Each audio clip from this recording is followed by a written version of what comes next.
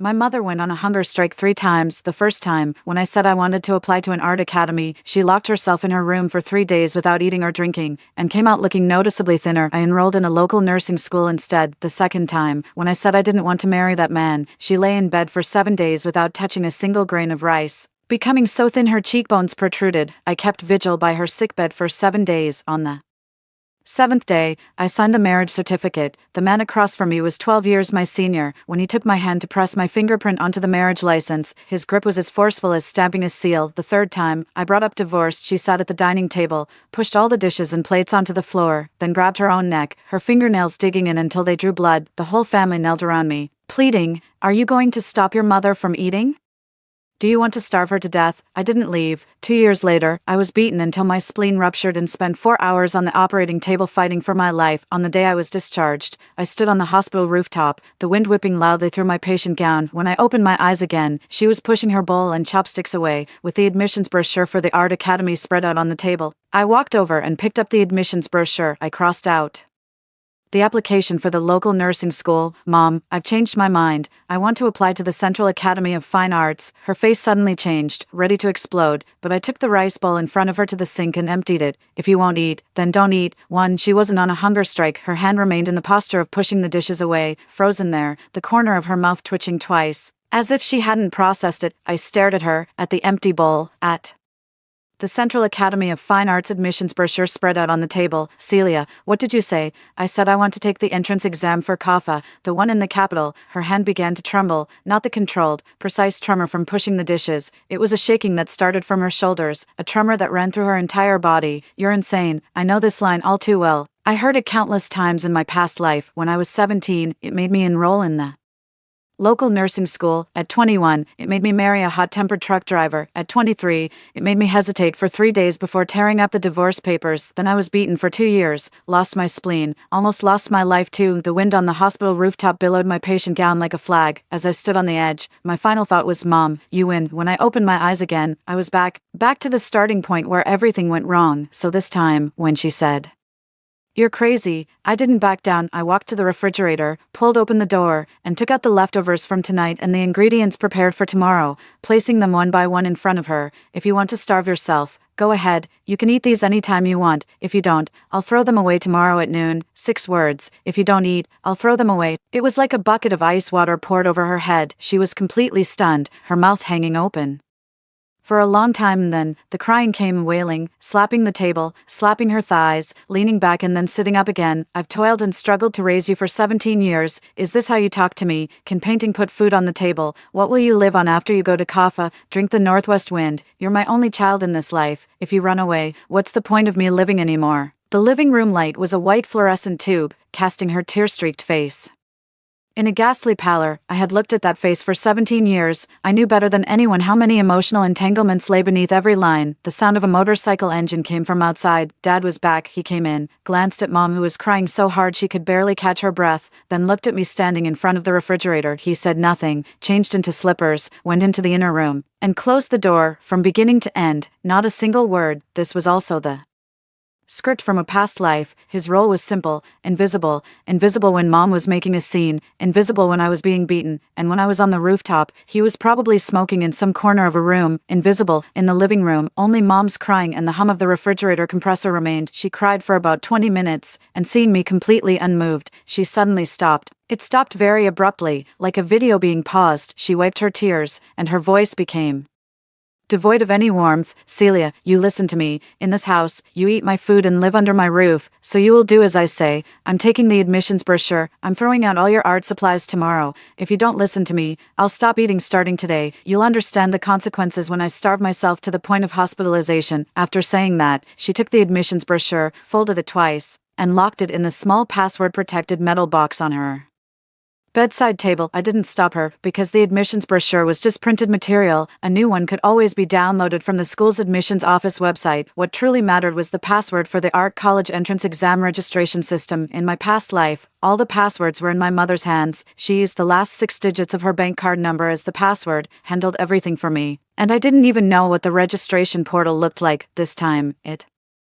Won't be like that. I went back to my room and locked the door. Outside the window was the damp, sultry night of this small town. I had lived all the years of my previous life under the sky. I never painted a single picture I truly wanted to paint. My phone vibrated. A message from my homeroom teacher. Ms. Chien, Celia, your mom called. She said you're throwing a tantrum at home. Come to the office tomorrow to talk. Below it was another message. It's not easy for your mom to raise you alone. Be more sensible. I put my phone down. In my past life, it was this Ms. Chien who teamed up with my mom to put on quite a show. She called me into her office, sighed, and said, "The path of art is too narrow. Your mom is right. Studying nursing is much more stable. You'll have a job right after graduation." At that time, I thought the teacher was right. Everyone was right. So I retreated. I retreated to the nursing school. Retreated to the hospital payment window. Retreated under that man's fists. I turned over and fished out an old tin box from behind the easel. There was a phone number on it, a private number for a teacher at the affiliated high school of the Central Academy of Fine Arts. 3 months ago at a city art exhibition, he saw me sketching in a corner with my sketchbook. He left the number and said, "The child has talent. You can contact me." In my previous life, that slip of paper was found by my mother and torn up. In this life, I carved the number on the inner wall of the tin box. I saved the number in my phone, with the contact name set as Auntie Wang. Then I made a plan. There are 63 days left until the registration for the Unified Art exam, approximately 110 days until the deadline for school-specific exams. I have 110 days. 110 days is enough. Too early the next morning, people started arriving. Auntie arrived first, bringing a bag of apples. "Celia, your mother didn't sleep a wink last night. Just look at her complexion." Auntie placed the apple on the table very carefully, as if afraid of breaking something. What was broken, of course, wasn't me. It was Mom, slumped in the rattan chair, wrapped in an old blanket. "You're a girl. What's the point of painting? Get into nursing school. Become a nurse. It's a secure job, so much more stable." Before Auntie could finish, the door sounded again. Third uncle and third aunt. Third uncle came in with a dark expression. "Celia, do you think you're all grown up now? Can't you see how much your mother has worried herself sick over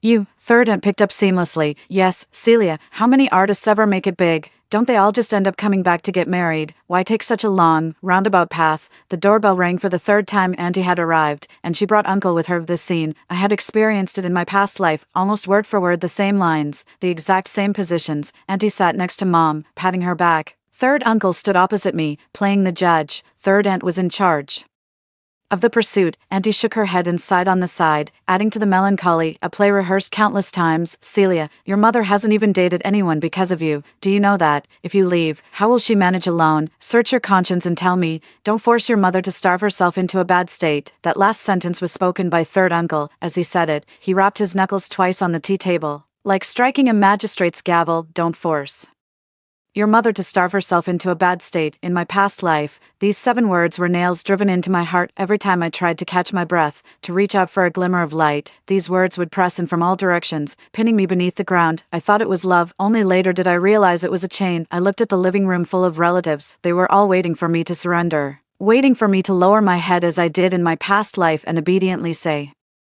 "Okay, I won't go. Are you all done talking?" The living room fell silent. "And Mom's poor complexion is because she hasn't eaten properly for 3 days herself, not because I starved her." "Uncle, if me going to learn painting is called growing wings, then what is it called if I spend my whole life stuck at a payment window? And you say pursuing art has no future, but last month when your daughter signed up for a dance class, why didn't you stop her?" No one responded. Mom peeked out from under the blanket, her voice hoarse. "Celia, talking back in front of your elders, what kind of upbringing is that? Mom, do you want proper upbringing, or do you want to hear the truth?" Her face instantly flushed bright red. I didn't say anything more, because I knew, in this living room, I couldn't win even if I lay out all the reasoning. They can shatter it all with just one sentence. "She's your mother." So I changed my approach. "All right, I'll think it over some more." With that, I picked up my art supplies bag and left the house. From behind me came my aunt's voice. "This kid, so stubborn." Then came my mother's crying. Starting up again, I left the residential area, turned a couple of corners, and stopped under an old locust tree at the street corner. Pulling out my phone, I dialed the number saved as Auntie Wang. The voice that answered was the man's, gentle but direct. Hello, teacher. I'm the student who was sketching at the city art exhibition 3 months ago."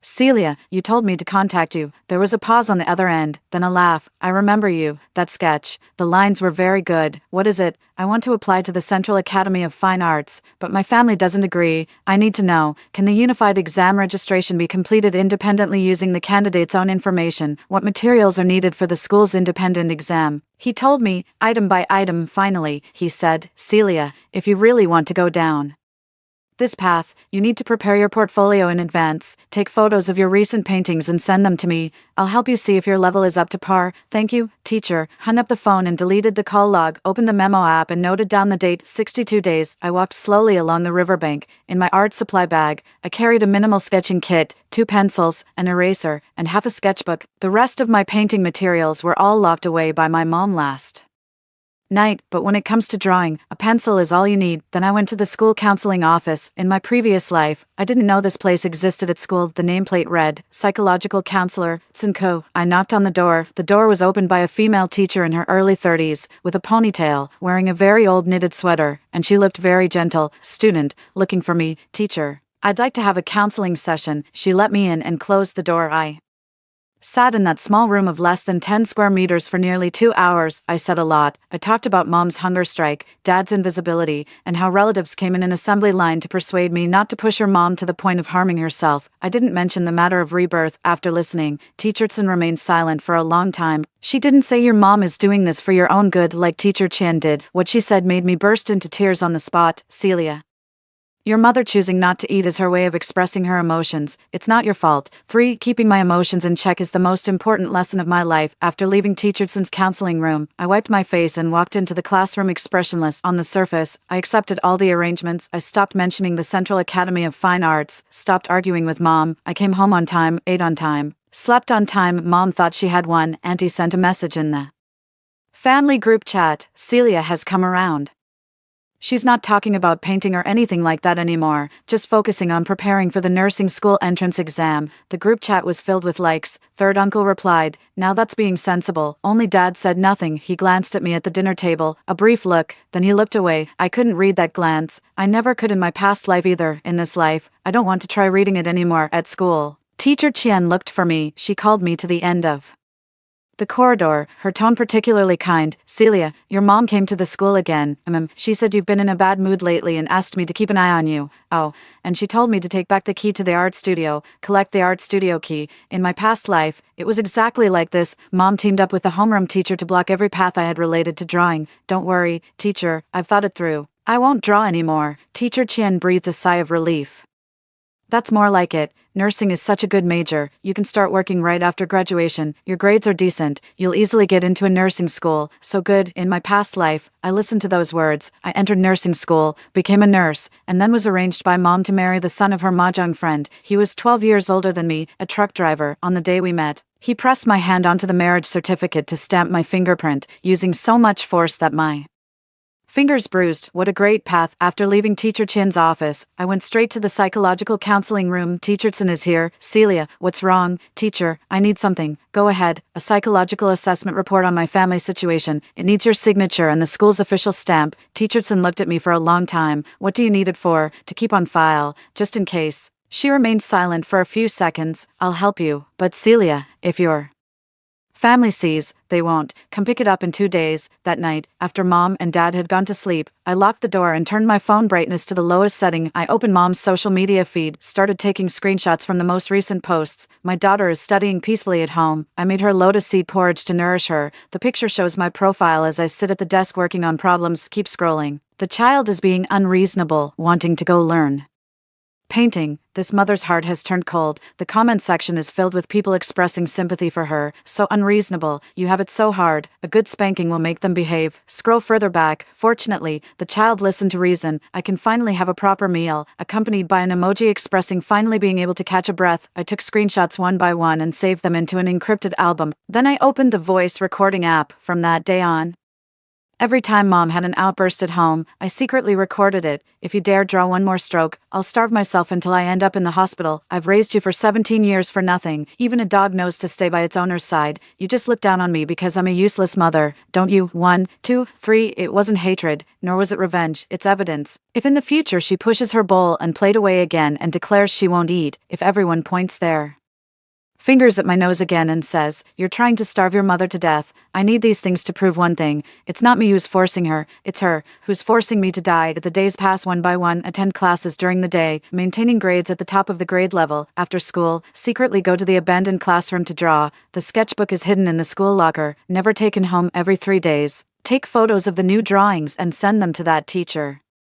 He critiques them one by one, from composition to lines to light and shadow. Mom doesn't know, Dad doesn't care, Teacher Chen thinks I've submitted, only Teacher Chen knows my plan. She never stopped me, just talked with me once a week, no criticism, no conclusions. One day she asked me, "Celia, do you hate your mom?" I thought about it for a long time. I don't hate her, but I don't want to starve to death in this cage anymore. When Teacher Chen handed me that evaluation report, it was in a sealed craft paper envelope. Keep it safe. It's best if you never need to take it out. On the 40th day, something happened. That afternoon, when I came back from painting in the abandoned classroom, my mom was blocking the school gate. She was clutching a piece of paper in her hand. It was the paint I had asked a classmate to pick up for me. The delivery receipt was printed with Celia and the name of the art supplies. I don't know how she intercepted it. Maybe she went through my delivery locker, or maybe she sweet-talked the security guard at the reception. She stood at the school gate, holding that delivery receipt right in front of me, in full view of the after-school crowd. "You lied to me." Her voice was quiet, each word trembling. "You never intended to give up." The gazes of the surrounding classmates swept over us. I didn't say a word. She snatched my art supply bag, unzipped it, and dumped all the remaining pencils, erasers, and sketchbook onto the ground. She crouched down and flipped through the sketchbook, landing on the drawings I had made, portraits, street scenes, still lives, each page filled from cover to cover. "What is this? You've been hiding and drawing these every day. Do you even care about me anymore?" She held up the sketchbook and tore it apart, page by page, hundreds of drawings, 3 months of hard work. One by one, they were ripped to shreds, scattering everywhere in the wind at the school gate. "Celia, if you don't listen, you'll never touch a paintbrush again in your life." A teacher walked over to try and intervene, but was shouted back with a single roar, "I'll discipline my own daughter. What business is it of outsiders to interfere?" That night, she called over my eldest uncle's wife, my third uncle, my third aunt, and my aunt. She even summoned my cousin who never gets involved and my married-away cousin who had returned for a visit. 11 adults filled the living room and dining room. I was forced to sit on a stool right in the center, like a criminal. Mom sat opposite me, holding torn pages from the sketchbook and the delivery receipt, crying so hard she could barely catch her breath. "Look at this, just look at this. This is the daughter I've raised for 17 years. She promises one thing to my face, but behind my back she secretly draws and buys paints. She treats my words like wind blowing past her ears." Third uncle slapped the table, making the dishes and bowls rattle. "Celia, you explain." Cousin shook his head. "Celia, you've gone too far." Cousin sighed. "What's a girl doing messing around with art? Finding a stable job and marrying someone is better than anything else." Third aunt took out a piece of paper and a pen and pushed them in front of me. "Celia, your mother's meaning is that today, in front of everyone, you write a written guarantee. Guarantee you'll stop painting. Guarantee you'll take the nursing school entrance exam. Guarantee you'll listen to all your mother's arrangements in the future. Everything is up to your mom's arrangement." I stared at that blank sheet of paper. In my past life, I wrote it, 3 items, each written earnestly. Each later grew into a scar, one on my dreams, one on my body, and one on the surgical consent form outside the operating room. The eyes of the whole family were fixed on me. Mom spoke up, switching back to that weak, pitiful tone. "Celia, Mom is begging you, write the guarantee, and Mom will eat." Mom hasn't touched a grain of rice in 2 days. Mom really can't hold on anymore. Can't hold on anymore. I almost laughed out loud. "You can't hold on anymore. But what about me? I was beaten by that man for 2 years, with 2 cracked ribs, 5 stitches at the corner of my eye, and the last time I was beaten until my spleen ruptured, a 4-hour surgery, and I almost died on the operating table." "What were you doing at that time?" You said on the phone. "It's normal for a young couple to have their ups and downs. Just endure it and it'll pass. Don't you care about your mother's life?" I picked up the pen. 11 people let out a sigh of relief at the same time. I wrote a line on the paper, put down the pen, and pushed it to the center of the table. 0 for it. Everyone leaned in to look. The paper read, "I don't guarantee it." The living room exploded instantly. "Celia, are you trying to turn the world upside down?" Third uncle slapped the table and sprang to his feet. Mom slumped back against the sofa cushions, her face ashen, lips trembling, her hand beginning to reach for the water glass on the coffee table, not to drink, but to smash it. I knew that gesture all too well. Listen carefully. I stood up, my voice not loud, but each word hitting the floor. I won't write it. Not today, not tomorrow, not ever. If you think I'm unfilial, you can sue me, but if anyone in this house ever threatens me again by refusing to eat in front of me, I will call an ambulance, and then involve the community. Everyone was stunned. The words ambulance and community involvement were more jarring in this house than any curse word. Third aunt was the first to snap out of it, her face turning extremely ugly. What ambulance? Are you saying your mother is mentally ill? Aren't you afraid of the shame it would bring? The shame wouldn't be mine. Aunt tugged at third aunt's sleeve, stopping her from continuing. Eldest aunt hurried to help mom up, glaring back at me as she did so. Celia, if your mom starves herself into some mishap, you'll never have a moment's peace for the rest of your life. I looked at eldest aunt and asked a question I had never asked in my previous life. Eldest aunt, your daughter has been married in Kunming for 9 years without coming back for New Year's. How many meals have you skipped? Eldest aunt's hand froze midair, her face turned pale, then flushed red. How dare you speak like that? That's completely different. How is it different? Tell me. Auntie's lips moved repeatedly, but no words came out. Among the 11 adults in the living room, not one could answer me, because the answer was too simple. There was only one difference. Auntie's daughter was uncontrollable, while I was easy to manage. Mom suddenly stood up. She pushed Auntie aside and walked up to me, so close that I could see her chapped lips. Fine, you're impressive, all right. Her voice was completely flat. That kind of calm was 100 times more terrifying than crying or shouting. Celia, remember this, your ID card, household register, and bank cards are all in my hands. Without these things, you won't even be able to enter the examination hall. Let's see what you'll use to register, what you'll use to take the exam, and how you'll leave. After saying that, she turned and went into the bedroom, slamming the door so hard that dust fell from the frame. The relatives gradually dispersed. The looks they gave me as they left were as if they were looking at an unforgivable, rebellious child. Third uncle walked to the door and threw out a sentence. If your mother is gone, it will be because you brought it on her. The door closed. The living room was in a mess. Torn pages from the sketchbook, overturned stools, and half a glass of water Mom hadn't finished. I bent down to straighten the stool and gathered the torn paper into the trash can. The door to Dad's inner room remained closed, from start to finish. He never took a single step outside. I walked up to that door and knocked gently twice. No one answered. Dad, I just want to say one thing. Silence. I'm not trying to abandon anyone. I just want to paint my own paintings. Silence. Could you, at the very least, not help her? The room remained quiet for a long time, then a voice slipped through the crack in the door, as low as a breath. The bottom layer of the cabinet. Your mother doesn't know about that spot. I stood before the door, my eyes burning hot, but not a single tear fell. This man, who had been silent for 17 years, chose my side for the first and only time that night, even though he never even opened the door that night. In the early hours, while my mother was sound asleep, I felt around the bottom layer of the cabinet and retrieved my ID card. When my fingers touched that card, my entire hand trembled. 17 years. This is the first time I've held an ID card that belongs to me. I backed up my ID card, Teacherson's evaluation report, all the audio recordings, and screenshots to the cloud drive. I also sent an encrypted email to myself with all the materials attached. Then I tucked the ID card close to my body and went back to bed. I took one last look at the alarm clock. 3:02 a.m. 23 days left until the art college entrance exam registration. About 70 days until the school-specific exam deadline. Mom thought she had blocked all the paths. My relatives thought I would bow my head. Teacher Chien thought I had settled down. But none of them knew that the seed underground had already pushed through the mud. I closed my eyes. This time, no one can stop me. 5.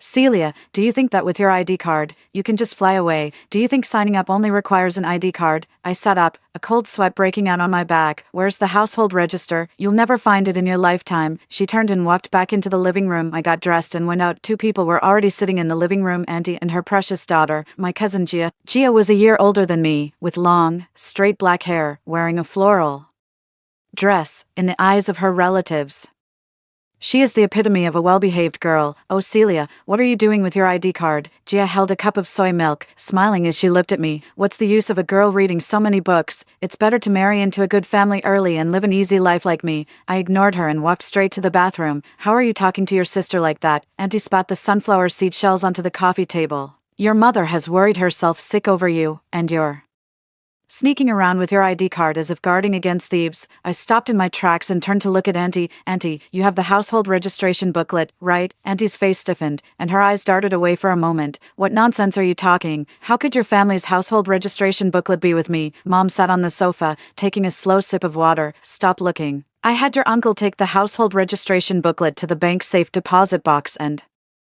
Lock it up last night, Celia. Without the household registration booklet, you can't even enroll in that lousy nursing school. I took a deep breath, suppressing the anger in my chest. Gia stood up and walked over to my desk. On the table lay a sketch I had stayed up all night to finish, an assignment from Auntie Wang. Oh, so this is the drawing you made. Gia extended a hand painted with red nail polish and picked up the drawing. What is this even supposed to be? It's all dark and ugly. Put it down, I said coldly. Quite the temper, Gia sneered, her wrist suddenly twisted. The cup of overly sweet soy milk she hadn't finished drinking splashed precisely onto that sketch. The brown liquid instantly soaked through the paper, blurring the pencil lines into a smudge. Oops, sorry, Celia. My hand slipped. She covered her mouth, feigning a look of panic, but her eyes were full of provocation. It's not like these drawings of yours are any good anyway. You won't get into university with them.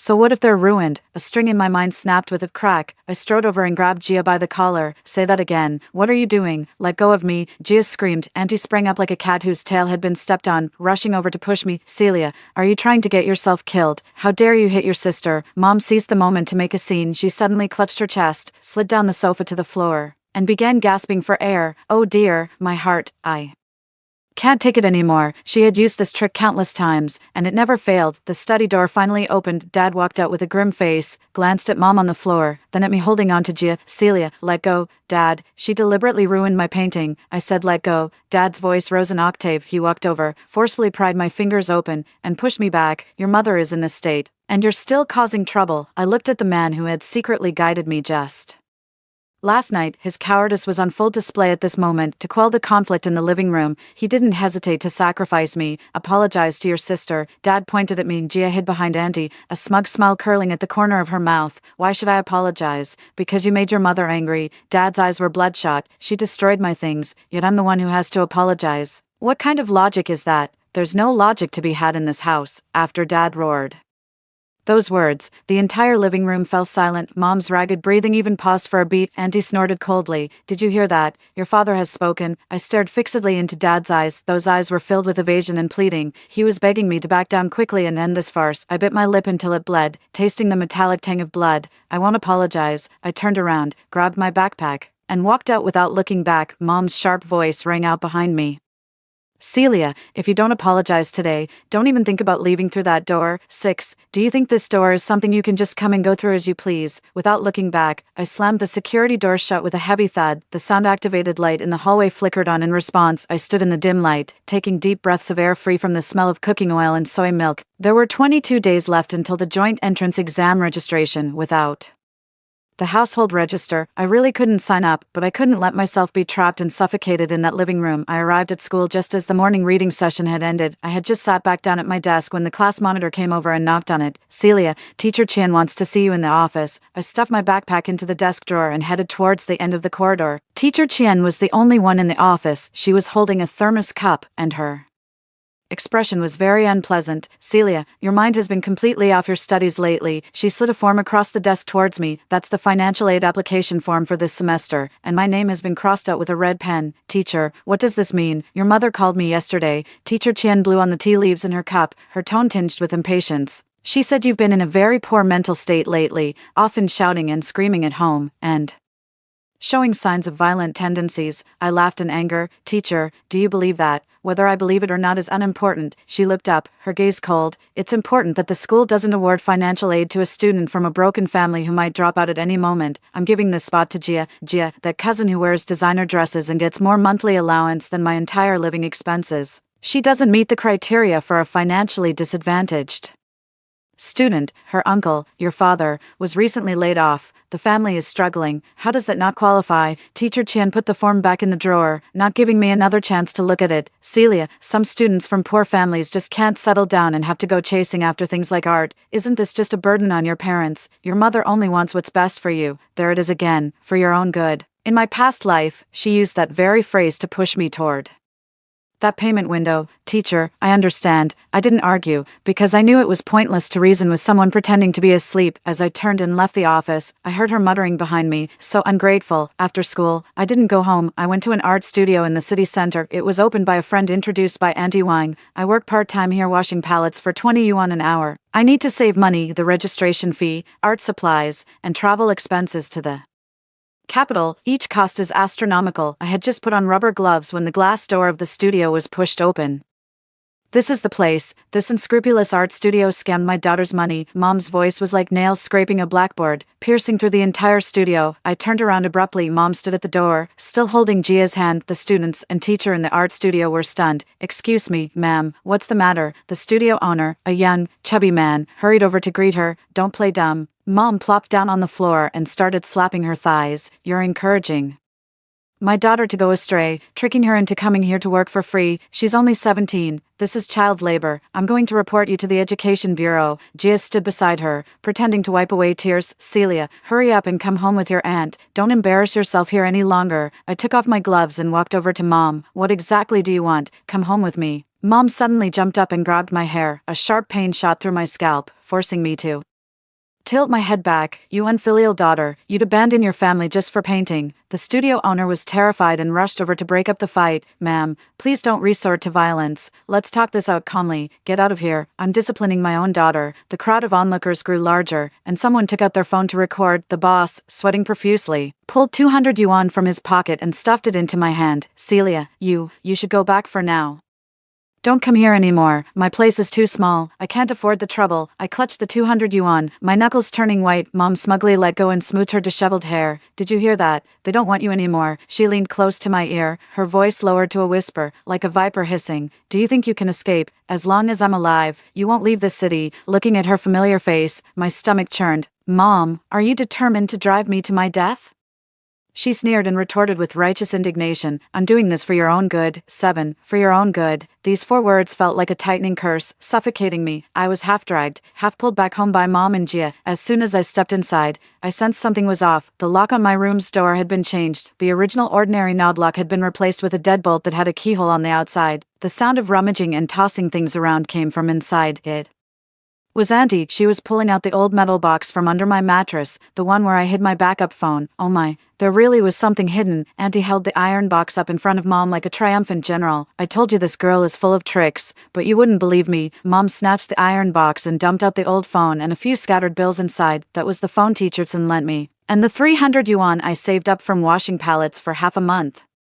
"What else do you have to say for yourself?" Mom slammed the phone onto the ground, and the screen instantly shattered into a spiderweb. I didn't go to pick it up, because the Cloud Drive account password is memorized in my mind. This phone is just a tool, but I can't act too calm. I lunged forward, pretending to be heartbroken as I reached for the shattered glass. "What are you doing?" "That's my stuff." "Your stuff? What item in this house wasn't bought by me?" Mom kicked my hand away and shoved me hard into the room. I staggered a few steps and fell onto the cold floor. "Since you can't control your own legs, don't come out these next few days." The door slammed shut with a bang. This was followed by the crisp sound of the bolts sliding into place. "Mom, open the door." I threw myself against the door, pounding on the wooden panel with all my might. "This is illegal confinement." Aunt's mocking laughter came from outside the door. "What confinement? This is called making you reflect on your mistakes behind closed doors. You can come out when you've thought it through and are willing to go to nursing school." The room was dead silent. The window was nailed shut from the outside with wooden planks, leaving only a crack for air. All the painting supplies on the desk had been cleared away. Not even a single pencil remained. They had cut off all my external connections and severed my escape route. The sky slowly darkened. Without turning on the light, I curled up in the corner of the bed, my stomach aching with emptiness. I thought of my past life. That man, drunk, whipped my back with a belt, cursing me as a barren hen. I was beaten until my temper shattered, lying in a pool of blood, still clutching a Central Academy of Fine Arts admissions brochure tightly in my hand. What did Mom say on the phone back then? What couple doesn't fight? Just endure it and it'll pass. Endure. I endured for a lifetime, only to be met by that cold wind on the rooftop. In this life, I will never endure again. The next day, no food, no water. I leaned against the back of the door, listening to the commotion in the living room. Mom was watching TV, the volume turned up loud, one of those noisy family drama shows. I tried turning the doorknob, but it didn't budge at all. My throat felt as dry as if it were about to crack. When night fell, the sound of a door opening came from outside. Dad was back. I pressed against the door panel and gave it 2 hard knocks. "Dad." My voice was terribly hoarse. The sound of the TV outside grew a little quieter, and footsteps stopped outside my door. "Celia." Dad's voice came through the door, sounding weary. "Dad, can I have some water? I haven't had a drink all day." There was a long silence outside the door. I could hear his heavy breathing and the sound of a lighter igniting a cigarette. "Celia, just give in." He pleaded with me through the door, his tone full of helplessness. "Your mother has a heart condition, and your aunt and the others are also furious, right?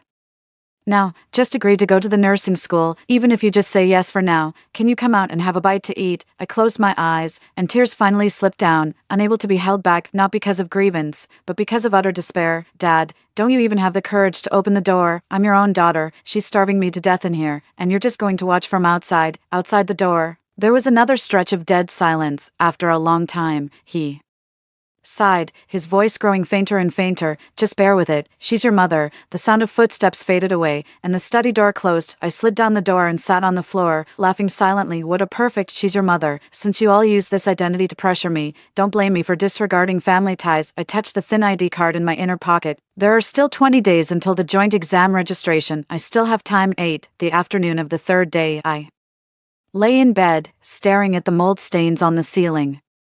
Feeling lightheaded, I hadn't eaten for 3 days, only drinking raw water from the bathroom faucet. It felt like a fire was burning in my stomach. Suddenly, the latch outside the door clicked. With a click, the door was pushed open, the glaring light from the living room shone in, and I instinctively raised my hand to shield my eyes. Come out, you stubborn girl. Auntie's voice rang out at the door. I leaned against the wall, slowly stood up. My legs as weak as noodles, I shuffled out of the room.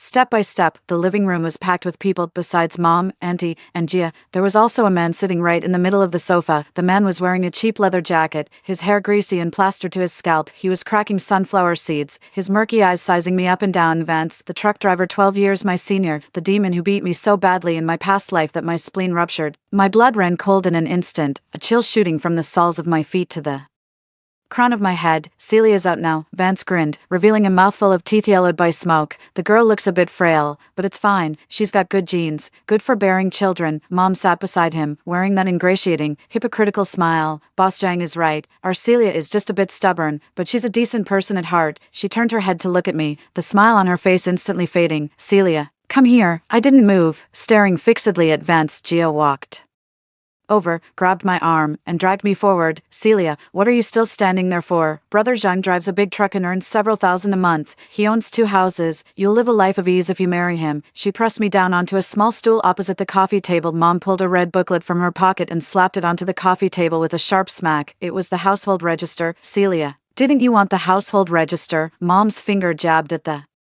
household register, her gaze like a needle dipped in poison. This is Mr. Zhang. You'll settle the marriage with him today and accept the bride price. As long as you press your fingerprint, you can take this household register. You can go ahead and apply to whatever Central Academy of Fine Arts you want. I stared at that red booklet. It was my Achilles heel. Engagement. I heard my voice trembling. I'm only 17. Not even an adult yet. What's wrong with not being an adult? We'll hold the banquet first, then register the marriage when you're of age. Aunt chimed in from the side. In our day, plenty of people got married at 15 or 16. Vance stood up and walked over to me, the stench of cigarettes and cheap perfume on him mixed together, making me nauseous. Little girl, your mother already accepted my 80,000 yuan bride price. He extended his rough, large hand and grabbed my wrist. His grip was as strong as a vice, making my bones creak. Once you're with me, you'll live a life of luxury. Forget about painting. Stay home and give me a healthy, chubby son. He grabbed my hand and pressed it onto a red paper on the coffee table. Next to the red paper was a box of ink paste. That was the engagement certificate. Memories from my past life flooded in like a tide. He had grabbed my hand just like that,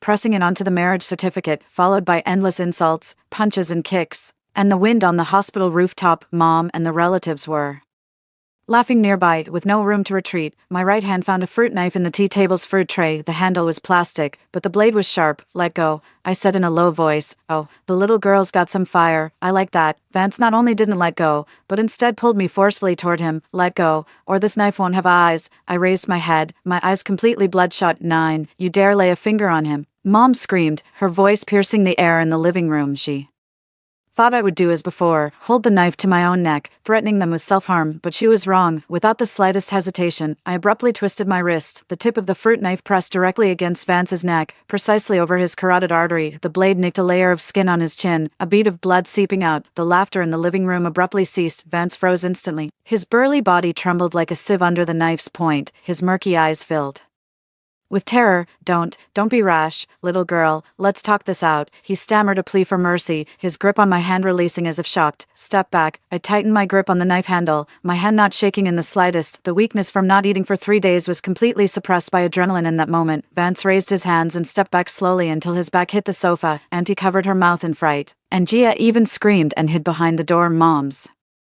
Face turned deathly pale as she pointed at me and started shouting curses. Celia, are you crazy? Put that knife down now. Murder carries the death penalty. Shut up, I shouted sharply, my gaze fixed intently on the household register on the coffee table. My left hand shot out, grabbed that red booklet, and stuffed it into my inner pocket. Celia, put that household register down. Mom still tried to lunge forward and snatch it. I turned the tip of my knife and pointed it at her. She was so frightened that she slammed to a halt and fell to the ground. Just then, a frantic knocking suddenly came from outside the door. Open up, police. Those 4 words exploded in the living room like a clap of thunder. Mom froze, and Auntie froze too, but inside, I breathed a sigh of relief. That was the last timed email I had sent from a spare phone 3 days ago. When I was locked in the room, the recipient is Teacherson, and the content is just one sentence: if I don't go to school for 3 days, please bring the police to my house. I'm being held illegally. Who called the police? Auntie panicked. Open the door. If you don't open it, we'll break it down. The voice outside grew more severe. I took a deep breath and suddenly threw the fruit knife in my hand onto the ground. The knife made a crisp sound as it hit the floor. Immediately after, my legs went weak, and I collapsed to the ground, covering my face and bursting into loud sobs. Help!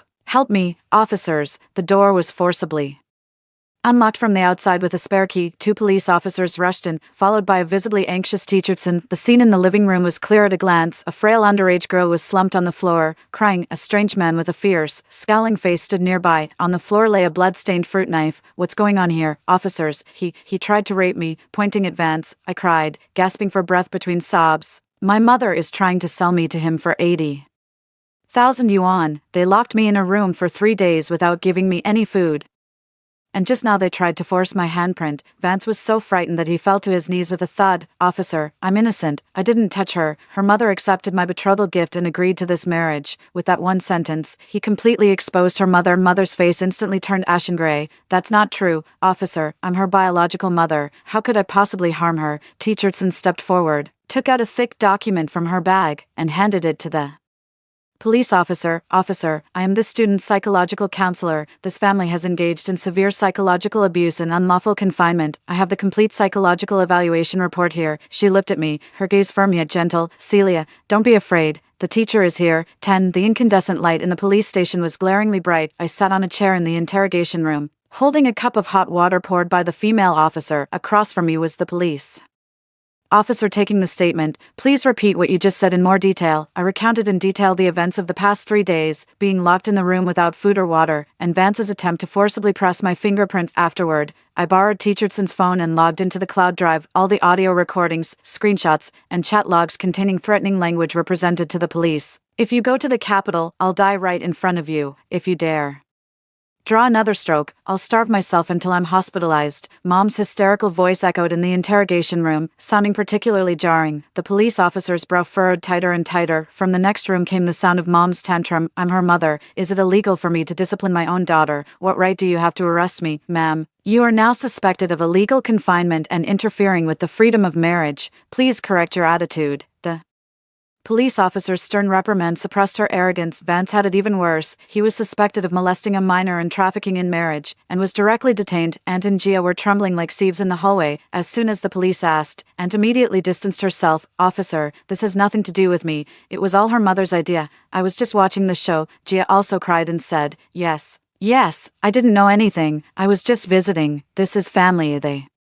stick together for profit, but turn on each other in the face of disaster. After finishing the statement, Teacherson walked out with me. Celia, what are you going to do next? You definitely can't go back to that home. I touched the household register and ID card in my pocket. Teacher, I want to apply for a personal safety protection order. The police officer nodded. The evidence is quite solid. We will assist you in applying to the court. In the meantime, we will warn your mother not to approach you. By the time I left the police station, it was already late at night. The night wind was chilly, but I felt an unprecedented sense of freedom. Teacherson helped me get in touch with an empty faculty dormitory at the school, which temporarily took me in. Celia, do well on the exam. She patted my shoulder at the dormitory door. Don't look back. I nodded vigorously. The next day, the application for the protection order was submitted, after being sternly warned by the police. Mom temporarily quieted down. My aunt's family also avoided me as if I were the plague. I can finally sit quietly at my desk and turn on the computer, log into the Unified Art Exam registration system, enter the ID number, enter the password, fill in the application preferences, upload a photo, confirm the information. When the words registration successful popped up on the screen, I let out a long, heavy sigh of relief. 17 years, I have finally taken the pen of fate into my own hands. In the Afternoon, while I was organizing my painting supplies in the dormitory, there was a knock at the door. It's Dad, hunched over. He stood outside the door, clutching an old envelope in his hand. Celia, he didn't dare look me in the eye. Your mother had a shock and fell ill, and the others won't take care of her anymore. He handed over the envelope. Inside was a thick stack of small bills. This is the private savings I secretly put aside. Take it to pay the registration fee. I looked at the envelope and didn't take it. Dad, keep this money to buy tonics for Mom. Her heartache needs to be treated. You're such a heartless child, he sighed. Heartless, I sneered. Where were you when Vance grabbed my hand to press the fingerprint? Where were you when I was starving in the room for 3 days? It's too late to come and play the loving father now. I closed the dormitory door right in front of him. 11. There were only half a month left until the joint entrance exam. I poured all my energy into painting. Without my mom's interference, my progress was rapid. Aunt Wang saw the new piece I sent over and sent 3 thumbs up emojis in a row. Celia, there's soul in your lines now. Keep this up. And getting into Kafa is absolutely no problem, but I knew that some people wouldn't let me live in peace. During Monday's flag-raising ceremony, I noticed something off about the way my classmates were looking at me. Did you hear? Celia got taken to the police station after being caught in a hotel room with an old man for money. Really? No wonder she hasn't been staying in the dorm lately. Gia said it herself. How could it be fake? I followed the sound and looked over. Gia was standing at the front of the line, chatting animatedly with a few girls, occasionally rolling her eyes at me, spreading a malicious sexual rumor. This move is utterly pathetic, but also the most vicious. I didn't go to confront her. After the flag-raising ceremony, I went straight to the school's broadcasting room. The door to the broadcasting room was unlocked, and the announcer was organizing the scripts. I walked in, locked the door from the inside, and snatched the microphone. Attention, all teachers and students of the school. My voice, amplified by the loudspeaker, clearly reached every corner of the playground. The crowd that had been dispersing on the playground came to an abrupt halt. I am Celia, a senior in high school. Recently, there have been rumors about me circulating in the school, said to have been spread by classmate Gia. I pulled out my phone from my pocket and held it up to the microphone. Classmate Gia, have you forgotten? Last month during the midterm exams, you paid $500 to bribe Howard from the science class to write cheat sheets for you. I still have the screenshots of the chat records. Also, that so-called financial aid scholarship for impoverished students you received. Your mother gave teacher Qian 2 cartons of Zhonghua cigarettes in exchange for it. If you dare spread one more rumor, I'll immediately send this evidence to the Education Bureau's complaint email. The playground fell into dead silence. Immediately after, a huge uproar erupted. Gia's face instantly turned pale, and she screamed as she ran toward the school building. Teacher Chin stomped furiously. Celia, get down here. Who told you to touch the broadcast system? I calmly turned off the microphone and opened the door. The dean and teacher Chen had already rushed to the doorway. Celia, you're completely out of control, Teacher Chan yelled, pointing at my nose. Teacher, I'm just stating the facts, I said coldly, looking at her. If the school doesn't deal with the rumor monger, I'll handle it my own way. That afternoon, Gia was called to the principal's office. The purchase of cheat sheets and the improper acquisition of financial aid were verified. She received a major demerit, and her financial aid was revoked. Auntie rushed to the school to make a scene, throwing a tantrum and rolling on the ground. Outside the principal's office door, you're bullying us. I'm going to report you to the Education Bureau. The security guards unceremoniously escorted her out. I stood by the window in the corridor, watching Auntie being driven out of the school gate. Gia followed behind, crying so hard she didn't dare lift her head. I turned around and went back to memorizing my art history. Trash belongs in the trash can. It's not worth wasting another second on. In the evening, Teacher Tsun came to the dorm to see me. That move of yours today was a bit risky, she said with a smile. To deal with scoundrels, you have to be even tougher than they are. Teacher Tsun sighed. Regarding your mother, the community has gotten involved. The doctor assessed her as having a severe controlling personality disorder and is now mandating she receive psychological counseling. It's good that she can't get out. I spread open my sketchbook, the pencil scratching softly on the paper. Celia, are you really giving up on this home? Teacher Tsun asked softly. My hand kept moving without pause. You were the ones who gave up on me first. 12 December, the Unified Art College entrance exam, carrying my drawing board. I walked into the examination hall. That was a place I hadn't even come close to in my past life. The moment the exam papers were handed out, my heart was unusually calm. Sketching, coloring, quick drawing. Every stroke felt like a release of the pent-up emotions from 2 lifetimes. I drew quickly and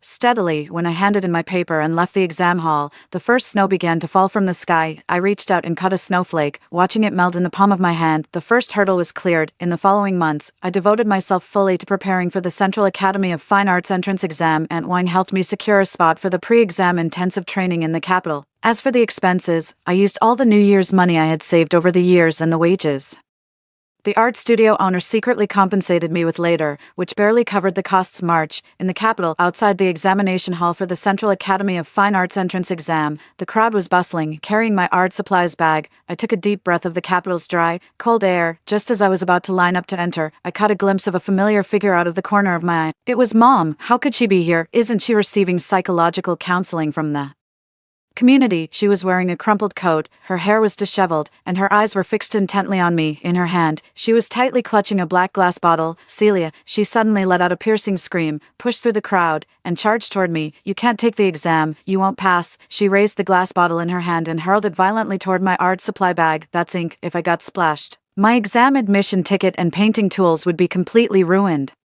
But I was prepared. From the moment I saw her, my body was tense. I dodged sharply to the side. Smash. The glass bottle hit the cement floor behind me, black ink splattering everywhere. Most of it splashed onto Mom's own coat and pant legs, staining her like a ridiculous clown. The surrounding examinees and parents scattered in fright. The security guard outside the examination hall immediately rushed over and pinned her to the ground. Let me go. That's my daughter. I'm going to beat this unfilial girl to death. She struggled on the ground like a trapped beast, black ink smeared all over her face. Auntie Wang squeezed out from the crowd and shielded me with her body. Celia, are you okay? I'm fine. I looked down at my mother, who was pinned to the ground. Her eyes were filled with madness, resentment, and fear. What she feared wasn't that I would fail the exam, but that if I passed, I would completely slip from her control. Celia, you'll fail. You'll be a failure for your entire life.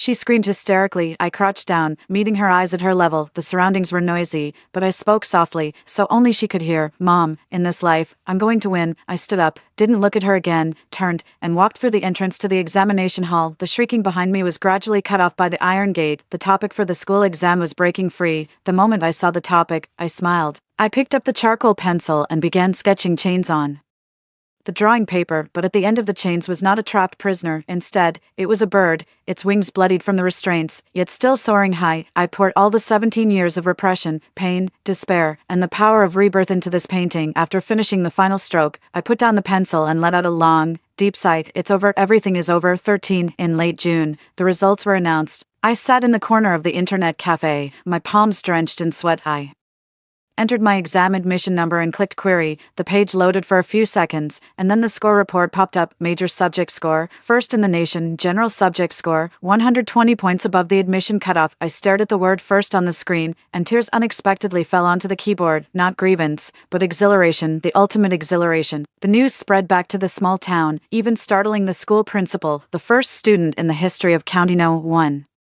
High School to be admitted to the Central Academy of Fine Arts with the top national score. Overnight, a bright red banner was hung at the school gate. Warm congratulations to our student Celia for achieving the top national score in the Central Academy of Fine Arts professional examination. Teacher Chin sent countless thumbs-up emojis in the class group chat, praising me to everyone as her most accomplished student. And what I found most ironic was my mother's reaction. Somehow, she had been released from the community counseling center. That evening, she posted a long update on her social media feed. The accompanying photo was a picture of me holding a paintbrush as a child. After 17 years of painstaking effort, my daughter has finally been admitted to CAFA with the top national score. All the hardship and exhaustion as a mother has been worth it. Thank heavens, and thank you to all our relatives and friends for your concern. Below it were likes from relatives and friends who had no idea of the truth. My aunt commented below, "Oh my, it's all thanks to your excellent parenting, sister-in-law. Celia has been clever since she was little." Gia also posted on her feed, "Congratulations to my cousin on getting into CAFA, sharing in the joy. These vampires, their ability to trim their sails to the wind is truly first-rate." Looking at these screenshots on my phone, I let out a cold laugh. Do you think doing this will smooth everything over and tie me back to that home? I opened the family WeChat group. I posted the photo of the personal safety protection order stamped with the court's official seal. Then, I posted Vance's detention notice from the police station. Finally, I sent a long message, "Stay away, it's dirty," who forced me into nursing school by going on a hunger strike, who took 80,000 yuan to sell me to a truck driver, who locked me in a room for 3 days without food or water. All this evidence is on file at the police station. From today onward, I have no connection whatsoever with the Chi family. If anyone dares to use my name to show off or cause trouble at the school again, I will immediately release all the audio recordings and videos to the media. The moment the message was sent, the once lively family group chat fell deathly silent. After a full 5 minutes, my mom's voice message exploded through, "Celia, you ungrateful wretch, now that you've gotten into a good school, you think you can just abandon your parents, is that it? You'll pay for this, mark my Words, I didn't listen to the end. I immediately blocked her, along with my aunt, Gia, and every single relative in the group. I also took the opportunity to leave that disgusting family group chat. My phone finally fell completely silent. I stood by the window of my dormitory, gazing at the brilliant starry sky outside. My retribution is to leave you all behind and live a better life. In August, carrying a simple suitcase, I boarded the high-speed train bound for the capital. There was no one to see me off, no hypocritical tears. The moment the train started moving, I watched the city buildings recede continuously outside the window. That past filled with oppression, despair, and the suffocating atmosphere of a small town was left behind me forever. Capital, here I come 14 for years later. 798 Art District, the capital city. My solo exhibition, Breaking the Cocoon, is being held here. The gallery is bustling with people, art critics, media reporters, and visitors who have come specifically for the exhibition. Leo brought me a cup of coffee. He is Aunt Wang's student and now serves as my curatorial assistant. Celia, there's a lady outside who says she's your mother and wants to come in to take a look. Leo lowered his voice, looking somewhat nervous. I took the coffee, my hand pausing for a moment. Let her in. I walked to the very back of the exhibition hall. Hanging there was the centerpiece of this exhibition, the silent dining table. The painting depicted a girl being pressed by countless twisted hands into a bowl filled with white rice. Some of the hands were old, some were young, and each wrist bore shackles named family ties. Mom walked up to this painting. She had aged a lot. Her hair was mostly gray, her back slightly hunched, and the hysterical, domineering sharpness she once possessed was completely gone. She stood before the painting, staring at the girl pressed into the bowl in the image, tears streaming down her wrinkled cheeks. Celia, she turned her head and saw me standing not far away. She fidgeted, rubbing her hands together like a child who had done something wrong, trying to step closer to me. Celia, you've lost weight. Her voice was soft, carrying a hint of ingratiation. The exhibition is wonderful. I'm so proud of you.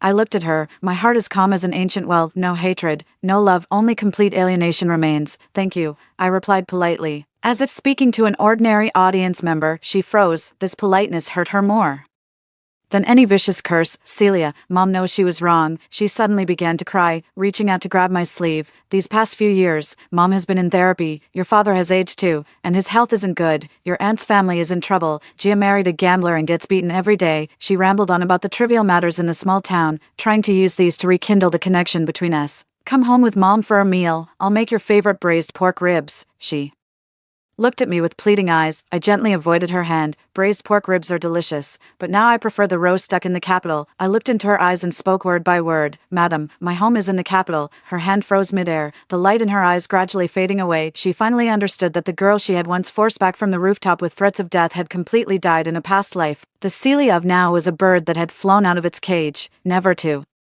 return. Celia, a journalist wants to interview you about the creative concept behind this painting. Leo came over to remind me. All right, I'll be right there. Without another glance at Mom, I turned and walked toward the interview area, where camera flashes were flickering. Miss Celia, what message are you trying to convey with your piece, The Silent Dining Table? The reporter extended the microphone toward me. I looked into the camera and smiled faintly. It expresses the idea that one should never break their own wings of flight for the sake of the food in someone else's bowl. The sunlight outside the exhibition hall streamed in through the glass dome, shining on me. It was warm and bright. I took a deep breath. It's good to be alive. Story 2. During summer vacation, my little sister sneaked into a van. I pretended not to notice and walked away. In my past life, I stopped her only to earn her hatred for decades. On her daughter's first birthday, she laced the formula with a lethal dose of poison. She laughed hysterically watching her child vomit blood. Mark my words, you killed her, you ruined my life. Now I'll make sure yours is eternal torment. Why did you stop me from getting on that car back then? I tried to fight her with my life, but she stabbed me into a vegetative state. After barely surviving for years, I finally breathed my last. When I opened my eyes again, I'd returned to the day my little sister secretly boarded that car. My eyes snapped open just in time to catch Ruby glancing furtively over her shoulder. Squinting through narrowed eyes, I felt overwhelming hatred surge within me. Soon enough, a black van pulled up at the entrance. She knocked 3 times before 2 men swiftly yanked her inside the vehicle. In my past life, I thought my sister was about to be kidnapped. I screamed to gather bystanders and physically dragged her away. In my panic, I completely missed the odd expression on her face. Ruby held a grudge against me for decades. Not only did she poison my daughter to death, but she's been lacing my medicine for years, ruined my health before my time. After she stabbed me into a vegetative state, she'd come whisper curses in my ear daily, bragging about her picture-perfect family one, how adorable her daughter was. Every year, she'd bring her daughter to celebrate birthdays by my sickbed. 5 years later, she finally drove me to my last breath. Only on my dying day did I understand why Ruby was hellbent on boarding that van. It was her meticulously planned ascension scheme. She believed herself to be the chosen one since childhood. She wasn't meant for an ordinary family or a mundane existence. She once believed she was switched at birth. As she grew older, her resemblance to her father became uncanny. She finally faced the truth, but hatched a new plan. Wrong womb. Just pick your own destiny. The man inside was indeed a human trafficker. Ruby contacted the traffickers herself, volunteering to be kidnapped. But she had one condition: to be taken to a wealthy household. The traffickers agreed without hesitation. Today marks the final step of the plan. In her past life, Ruby believed I'd ruined her plans and destroyed her entire existence. She hated me to the core. Watching the van disappear into the distance, I curled my lips into a smirk before vanishing into the crowd. Fine, go chase the life you want. Let's see where those traffickers take you. 10 minutes passed, and Ruby still hadn't returned. Mom and Dad were getting worried, checked every stall in the restroom, but she wasn't there. Her face went deathly pale. 20 minutes later, we'd searched the entire park with no sign of Ruby. Mom nearly fainted. Dad called the police. Unfortunately, surveillance cameras weren't advanced in scenic areas 30 years ago. The last sighting was Ruby entering the restroom. She never came back out. I'm the only one who knows Ruby climbed out through the restroom window. After circling around, she reached an unmonitored side gate of the scenic area. The area was overgrown with weeds and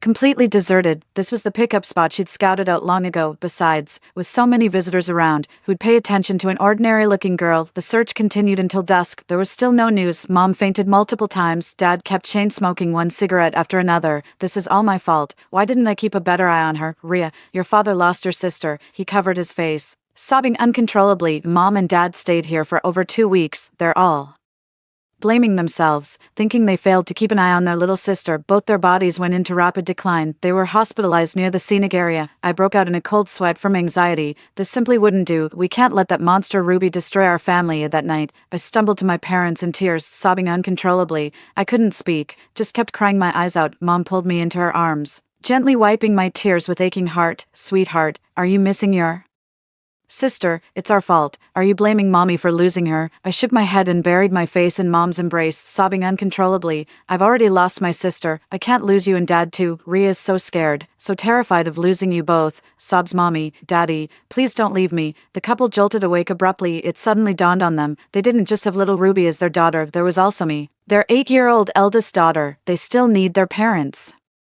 wholehearted love and care. The next day, they pulled themselves together. 3 days later, they headed back home. They'll never blame themselves in front of me again. Out of guilt, he poured twice as much love into me. Dad worked himself to the bone earning money, just to make up for his absence in my life. Soon enough, he seized an opportunity and started a small factory, riding the wave of economic boom. The factory skyrocketed from a small workshop to a major plant. It eventually grew into a corporation too. Our family moved from a 70-square-meter apartment to a mansion spanning thousands of square meters. I became the pampered princess of the household. That year, I was merely 13. I burst out laughing while sinking into the plush mattress. I wonder what kind of life Ruby's living now. Just imagine her face if she knew our family struck it rich. The ordinary family she tried to escape became the wealthy dream she now craves. These were things that never happened in my past life. In Ruby's previous life, her parents went straight back to work after she returned home. Having lived as ordinary workhorses all our lives, we naturally led thoroughly mundane existences. I ran my fingers over the couture dress I was wearing. Seems Ruby's been nothing but bad luck for our family. The whole family struck gold the moment she was gone, all because my past life ended in exhaustion and tragedy. I started training like my life depended on it. Sonda, combat sports, swimming, and body shaping.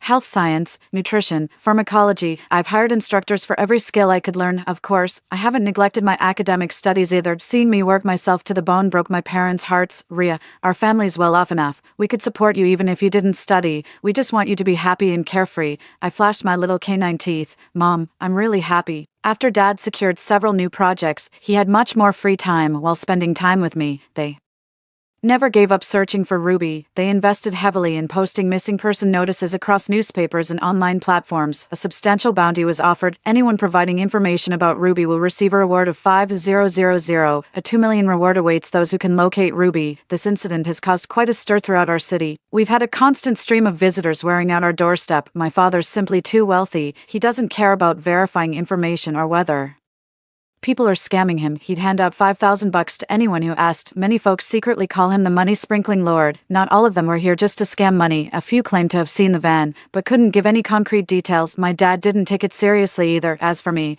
I wouldn't even mention it. 2 years later, nobody could tell how much money my father had squandered. Still no useful leads. My mother was getting agitated. These people are all con artists. Nothing But lies, haven't found our daughter, but we've spent a fortune.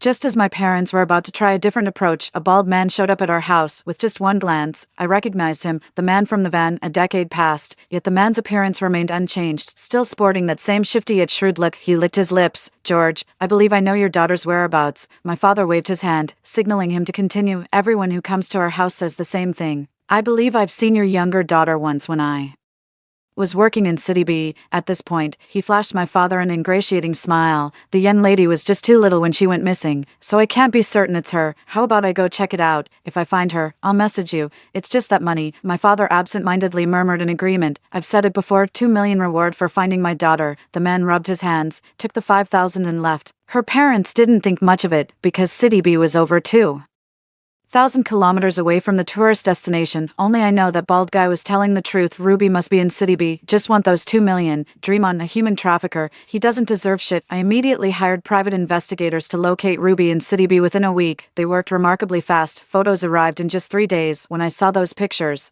I laughed so hard I nearly couldn't breathe. "Oh, Ruby, is this the glamorous life you've been chasing?" In the photo, Ruby's scrubbing restaurant toilets in filthy clothes. Next shot shows Ruby eating kimchi porridge at home. There's a stewed hen on the table. Ruby got nothing. It all went into the little boy's bowl across from her. The detective told me Ruby was bought by that couple. Back then, the couple couldn't conceive and couldn't afford a boy, so they settled for Ruby. Who'd have thought? Just 2 years after Ruby came, the couple had a baby boy. I wiped away non-existent tears. "My poor sister, you've suffered so much."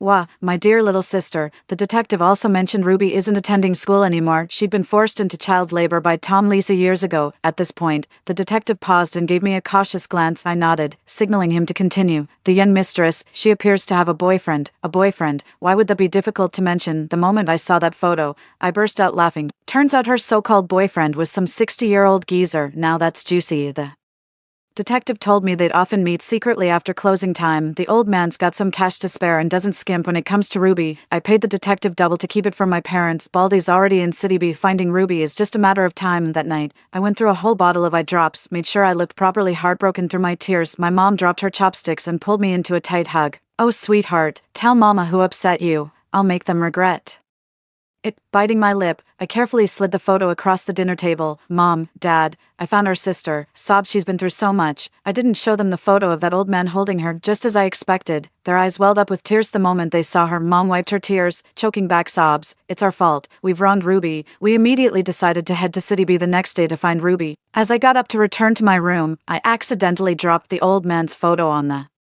floor. Prompted by my parents, I hastily picked up the photo. The more flustered she became, the more obvious her distress was to them both. "Mom, Dad, wait, I'm sure little sister has her reasons. Don't judge her with prejudice." My father's expression darkened first. What he detests most are those who would stop at nothing for money. Ruby was struggling financially, but she was perfectly capable and in good health. My mother pressed her lips together, wanting to defend Ruby but finding no words.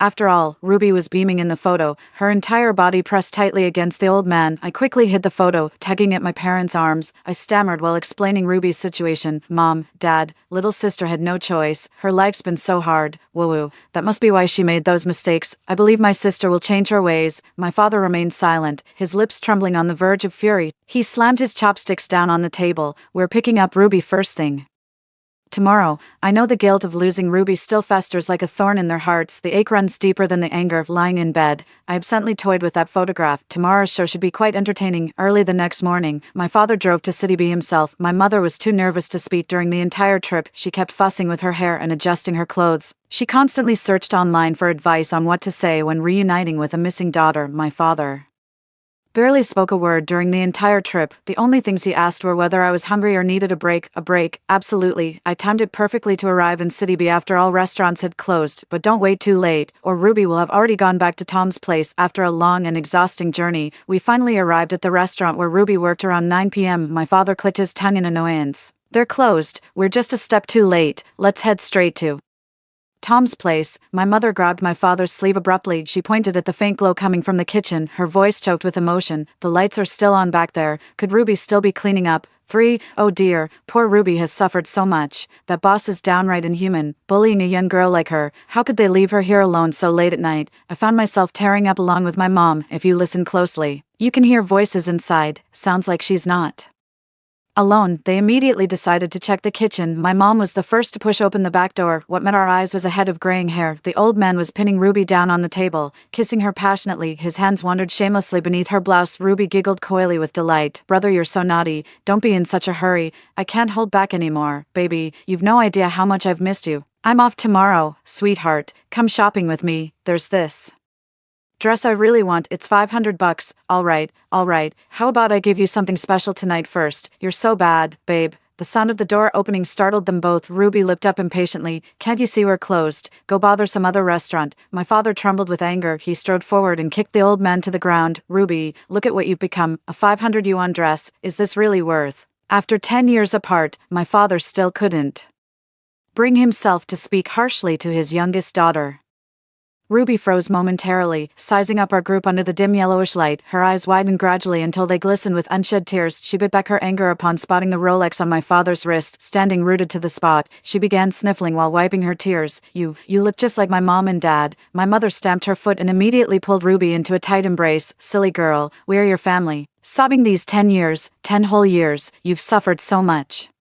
The old man's mood was thoroughly ruined, yanked at Ruby angrily. "Hey, who are these people? Explain yourself." Ruby slapped away the old man's hand and shouted, "What the hell are you doing? I'll call the cops if you lay another finger on me. Haven't you tormented me long enough? Back then I had no one to back me up, Ruby, but now my parents are here. Just try laying a finger on me." Leaning on my chin, I stood in the shadows. Ruby was clever indeed. With just a few words, she'd completely changed our parents' perception of her, combined with our parents' guilt. They'd only dote on her more. She looked past my mother and straight at me. "Is that my big sister?" "Sister." She ran over and hugged me. "Your dress must be so expensive." Sob. "I've never worn anything this nice before." "Sis, you're glowing. You can tell you've been truly loved." Asterisk sobs asterisk. "Not like me. Nobody loves me. Mom, Dad, I miss you so much." I stared at her with a knowing half smile. How amusing. Looks like Ruby's trying to pull that rich girl poor girl switcheroo on me. My dad sent someone to pick us up. We rushed back home overnight. Ruby's jaw nearly hit the floor when she saw our place, looking around and touching everything curiously. My mom took her to see her room, right next to mine. The room was packed full of gifts. "Ruby, how about mom takes you shopping for clothes tomorrow?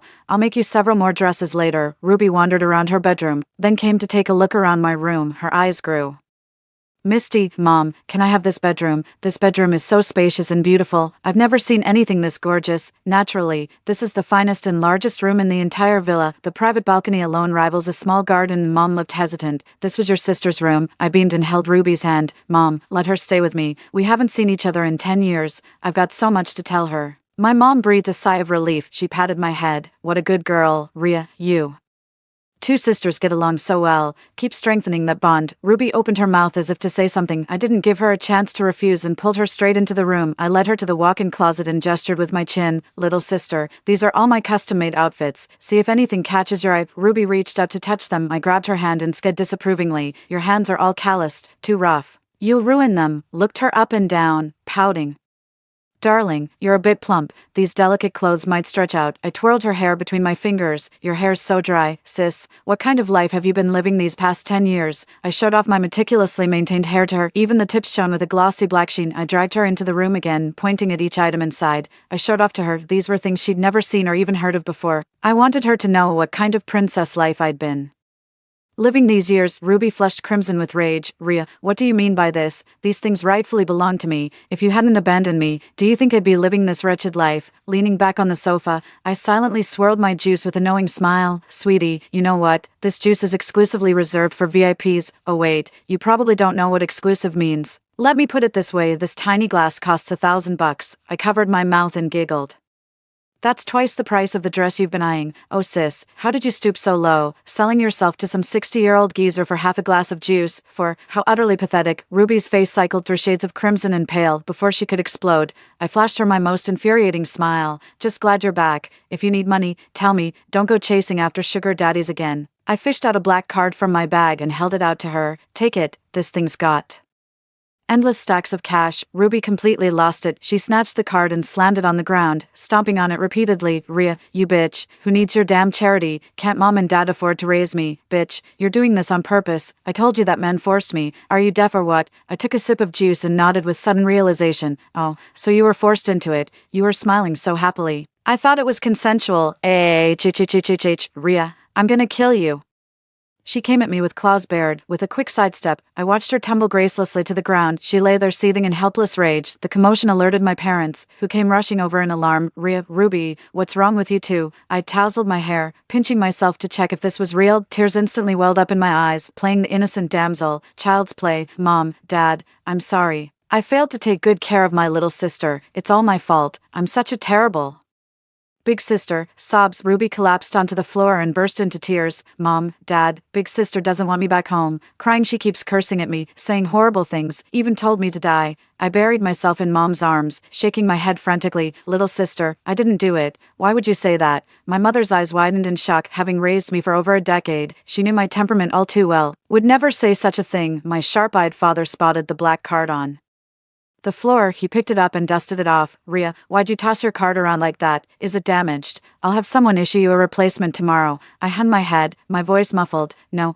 it's not broken. I meant to give it to my sister, but the sentence hung unfinished. But our parents understood perfectly. Ruby kept lying through her teeth, claiming I'd thrown the card myself to frame her. My mother sighed, helped Ruby up, and brushed the dust off her clothes. Ruby, you're father, and I know you've had a tough decade and you're upset, but you shouldn't take it out on your sister. Your sister's gentle by nature. She won't speak up even when she's wronged. You two used to be so close. It's late now. Let's talk things through tomorrow. All right. My mom dragged Ruby back to her own room. Ruby shot me a resentful glare, clearly unhappy. Little did I know my dad caught that exchange. After she left, Dad asked if someone had wronged me. I bit my lip and mustered a brave smile. Without Dad around, little sister just isn't used to it yet. She's upset now, but she'll come around. Lying in bed, I couldn't help but find it somewhat amusing. In my past life, she kept up the act for decades, fooling everyone into believing we were inseparable soul sisters. Ruby's really got no patience this time around. Guess that's what happens when you skip your education. The next day, she bounced back with renewed determination. She kept taking subtle digs at me, hinting that I'm stealing her share of affection. I owe her my deepest gratitude. She leaned against the doorway, tilting her chin up with haughty pride. In every story, the youngest daughter is always the favorite. Just you wait, Mom and Dad will grow to despise you. I grabbed my bag and walked out. Couldn't be bothered with her. My schedule is packed with classes today. She gave a scornful laugh behind my back. I'm buying 10 times the clothes you have today, and they'll absolutely be better and pricier than yours, as if I'd ever give her that chance. Midway through boxing class, I clutched my stomach and called my mom. Mom, my stomach hurts really bad. I'm skipping boxing today. You and sis enjoy your shopping. I'm heading home first. Within 10 minutes of hanging up, my mom showed up at the boxing gym in a frantic rush. Without another word, she hauled me off to the hospital. Ruby's eyes were practically shooting flames. Her lips were drawn tight. Mom, sis is so lucky. Just a stomach ache and she gets all this attention. Not like me. Back home I'd faint from pain with no one caring, then drag myself to work. Mom patted her head apologetically. Ruby, I know you've suffered. I'll make it up to you, but please don't talk about your sister that way. You're all my precious ones. I'd do the same if you had a stomachache. I winked at Ruby and mouthed silently, Mommy definitely loves me more. Ruby's face twisted with anger. She gritted her teeth and tugged at my mom's sleeve, whining like a spoiled child. Mom, since sis is fine now, can we go back to the mall? I still haven't bought my clothes. My mother gave her a sidelong glance and murmured softly, how about tomorrow? The clothes aren't going anywhere, Mom, but I really want to wear it today. With a sigh, Mom handed her the card and asked Butler Wang to accompany her. Ruby, buy whatever you want, no limits. Ruby stormed off, grinding her teeth in frustration. That evening, Ruby came flaunting her new outfit in front of me. Mom had the head designer custom make this for me. Could you even afford something like this? I pointed expressionlessly at the massive wardrobe behind me. It's all in there. Help yourself if you like any of it. Oh wait, my bad. I forgot you're too plump to fit into any of these. She was grinding her teeth in anger. I stood up and patted Ruby on the shoulder. Oh little sister, you're so naive. Wouldn't it be better if you just stayed put after coming back? You insist on competing for their favor. Haven't you realized yet, I'll always be Mom and Dad's favorite? Ruby refused to believe it. This is just temporary. I'm the youngest. The baby of the family always matters most. She started acting out in every possible way, all just to prove she was her parents' favorite. Feeling guilty, her parents had always indulged her whims. Their excessive leniency made Ruby increasingly unruly. She fell in with a rough crowd and often stayed out till midnight, hoping to set Ruby straight. Her parents wanted her to continue schooling. Your sister's got everything figured out. You should go to school with her. The moment my name came up, she lost it again. Absolutely refuses to go to school. With this much family money, why should I even bother studying? Mom, Dad, are you just like Tom's parents who don't care about me anymore? Sobs. I know big sister is perfect, so you only love her and not me, right? The parents sighed helplessly and comforted her again. They finally gave in to Ruby. Honestly, our family Could afford to support 100 like her. That evening she came provoking me again. Ria, do you really think I don't know what's on your mind? Isn't this just about getting your little friends to mock me? I've seen enough of these bully novels, as if they could mess with me. Hilarious. Watching her smug retreat, I shook my head. My goal was obviously to keep her from studying. After all, what if she actually got smarter from reading? Might as well stay foolish to the bitter end. I've lost count of how many times I've caught Mom and Dad sighing in private, at my wit's end about what to do with Ruby. Mom wiped away her tears. We were the ones who failed her back then. Things wouldn't have turned out this way otherwise. Let her be happy. I don't expect her to achieve great things, just to stay happy her whole life. But those shady friends of hers, sigh, we'll need to find a way to cut them off soon. Ruby took full advantage of her parents' guilt to do whatever she pleased, but how long can this guilt possibly last? I've already gotten Baldy's contact information. It's just not the right time to use it yet. 2 months later, Mom and Dad are throwing a banquet to celebrate Ruby's homecoming. Ruby was absolutely thrilled. The entire banquet was arranged exactly to her liking. She was so caught up in preparations that she barely had time to step outside. A week later, I glanced at the banquet's PowerPoint. Pouts disdainfully. Is that all? My coming-of-age party was way more extravagant. With that single remark, Ruby flew into another rage, screamed orders to tear down all the decorations. She went crying to her parents again, complaining about all her hardships. She demanded an extravagant banquet. She wanted the whole city to know the Chiao family's youngest daughter had returned. When her parents refused, she resorted to emotional blackmail. Mom, Dad, I've been lost for 10 years. 10 whole years. Do you have any idea how much I've suffered? After a decade, is it too much to ask for a proper homecoming banquet? Sobs, overcome with guilt. My parents had no choice but to agree. It was just a matter of spending a little extra money. Mom and Dad didn't want anything too extravagant. They just felt Ruby wasn't quite presentable enough. Ruby was absolutely smug. Sis, your coming-of-age party isn't all that impressive. The corner of my mouth curled up. Ruby had taken the bait after all. The Toms have been searching everywhere for her. With all this commotion she's caused, the Toms will come looking sooner or later. If they don't show up, I'll leak information to draw them here. And of course, there's Ruby's sugar daddy. Ruby was really looking forward to that day. So was I. The day of the banquet arrived soon enough. Her dress cost 7 figures. Over a dozen designers worked under her direct guidance to create this dress. Well, it's complicated, but Ruby absolutely adored it. She twirled endlessly before me, lifting the hem of her skirt. My dear sister, you don't get this kind of royal treatment, do you? Certainly not. My aesthetic standards wouldn't allow it. Ruby even went out of her way to invite the city's biggest media outlet. On the night of the banquet, she staged an elaborate entrance ceremony. Well, at least it's slightly better than her dress. My friend clicked her tongue disapprovingly beside me. Is she really your sister? What's with that outfit? And why this whole ceremony? Like the Stone Monkey's dramatic birth, after going through the formalities, finally free to move around. Ruby ran up to me, batting her big eyes. Sis, I was wrong before. I let jealousy get the better of me. Let's make up today. Okay, blood is thicker than water. You'll always be my dearest sister. I propped my chin on my hand, staring at her blankly. She looked slightly awkward. She tugged at me to stand up. Sis, don't be like this. I still remember how close we were as kids, always sharing everything good with each other. Come on, sis. Let me make it up to you properly. Okay, I've got a little secret to tell you. She pulled me toward the storage room. She handed me a cup of juice on the way. Sis, I finally understand what special supply means now. This juice is the newest special supply. Come try it. With just one glance, I caught the faintly unusual scent in the juice. She drugged it. I grinned and pointed at the large screen ahead, which was showing childhood photos of Ruby. Do you remember when this was taken? While Ruby was reminiscing, I quietly poured some juice into her glass. Turning back, I noticed my own glass had less juice. A genuine smile spread across her face. Sis, you're gonna have such a wonderful time tonight. Just enjoy yourself. 5. She pulled me into the storage room. The lights were off, but I could faintly make out a dark figure lying on the sofa. Ruby's eyes sparkled. Sis, are you feeling flushed? The atmosphere tonight is quite heated. Yes, I'm burning with excitement. Ruby's words began slurring as she spoke. She swayed slightly, clutching her head. Sis, I'm so happy. I'm so sleepy. Just sleep then. There's a couch right here. She yawned and stumbled over drowsily. I slipped out the door and thoughtfully closed it behind them, left it slightly ajar. I'd always suspected Ruby was planning something big for the comeback banquet, but I never expected it to be this vicious and low. She's just reaping what she sowed. Just as I entered the lobby, my friend came rushing over. Ria, there's trouble at the main gate. There.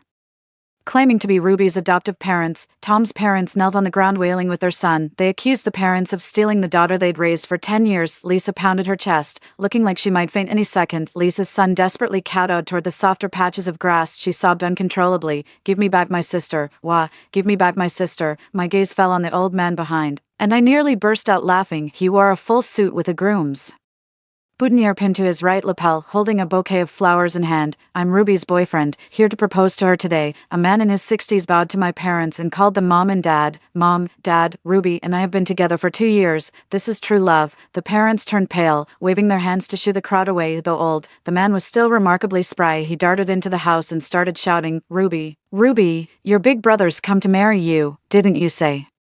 Age doesn't matter as long as big bro's got stamina. The guests froze in stunned silence. I seized the moment to cut the music. The hall fell eerily quiet, with only faint panting sounds drifting from the storage room. I covered my mouth and pointed toward the storage room. What was that noise? The old man heard it too, his face darkening with fury. He charged toward the direction I'd pointed. He kicked the door open to find Ruby getting frisky with some homeless guy on the couch. That haute couture gown was still clinging to her. I ground my teeth. Of all people, Ruby brought home a damn hobo. How utterly vicious. I immediately covered my mouth and screamed at the top of my lungs. Ah, little sister, what on earth are you doing? How could you bring shady people home to do such things? Are you trying to give Mom and Dad a heart attack? Ruby jolted awake instantly. She let out a scream and clutched her chest. How did I get here? Why me? Get away from me, you filthy bum. Don't touch me. Security. Someone call security. My parents rushed over, shaking with rage. She scanned the room before fixing me with a venomous glare. Rhea, why are you standing there unharmed? It should have been you. I stared back at her with dark intensity. Where exactly should I be, if not here? So you're telling me this homeless guy is your idea of a match for me? Everyone present was sharp as a tack. They instantly caught Ruby's implication. My father couldn't bear the embarrassment and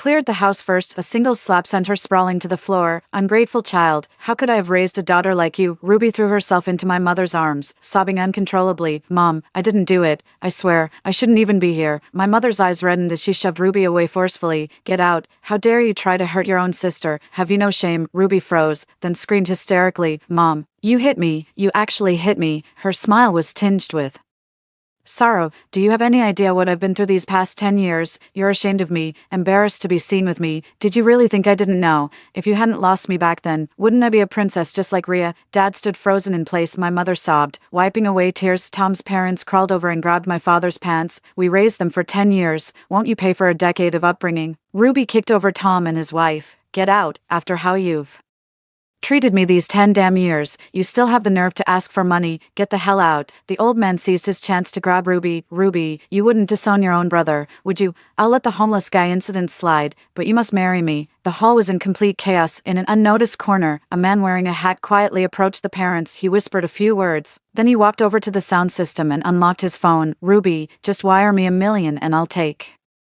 your little secret to the grave. $1 million. You're not worth shit. How dare you bring up the past? Want me to put a hit on you? The man scoffed. Or should we let your parents know you begged me to take you away that night? Get lost. You promised to send me to a wealthy family. But where the hell did you take me? How dare you threaten me? You shameless bastard. The noisy group fell silent instantly. My mom staggered a few steps and nearly fell. Ruby, what does this mean? The man wearing the hat is actually bald, the same trafficker who abducted Ruby back then.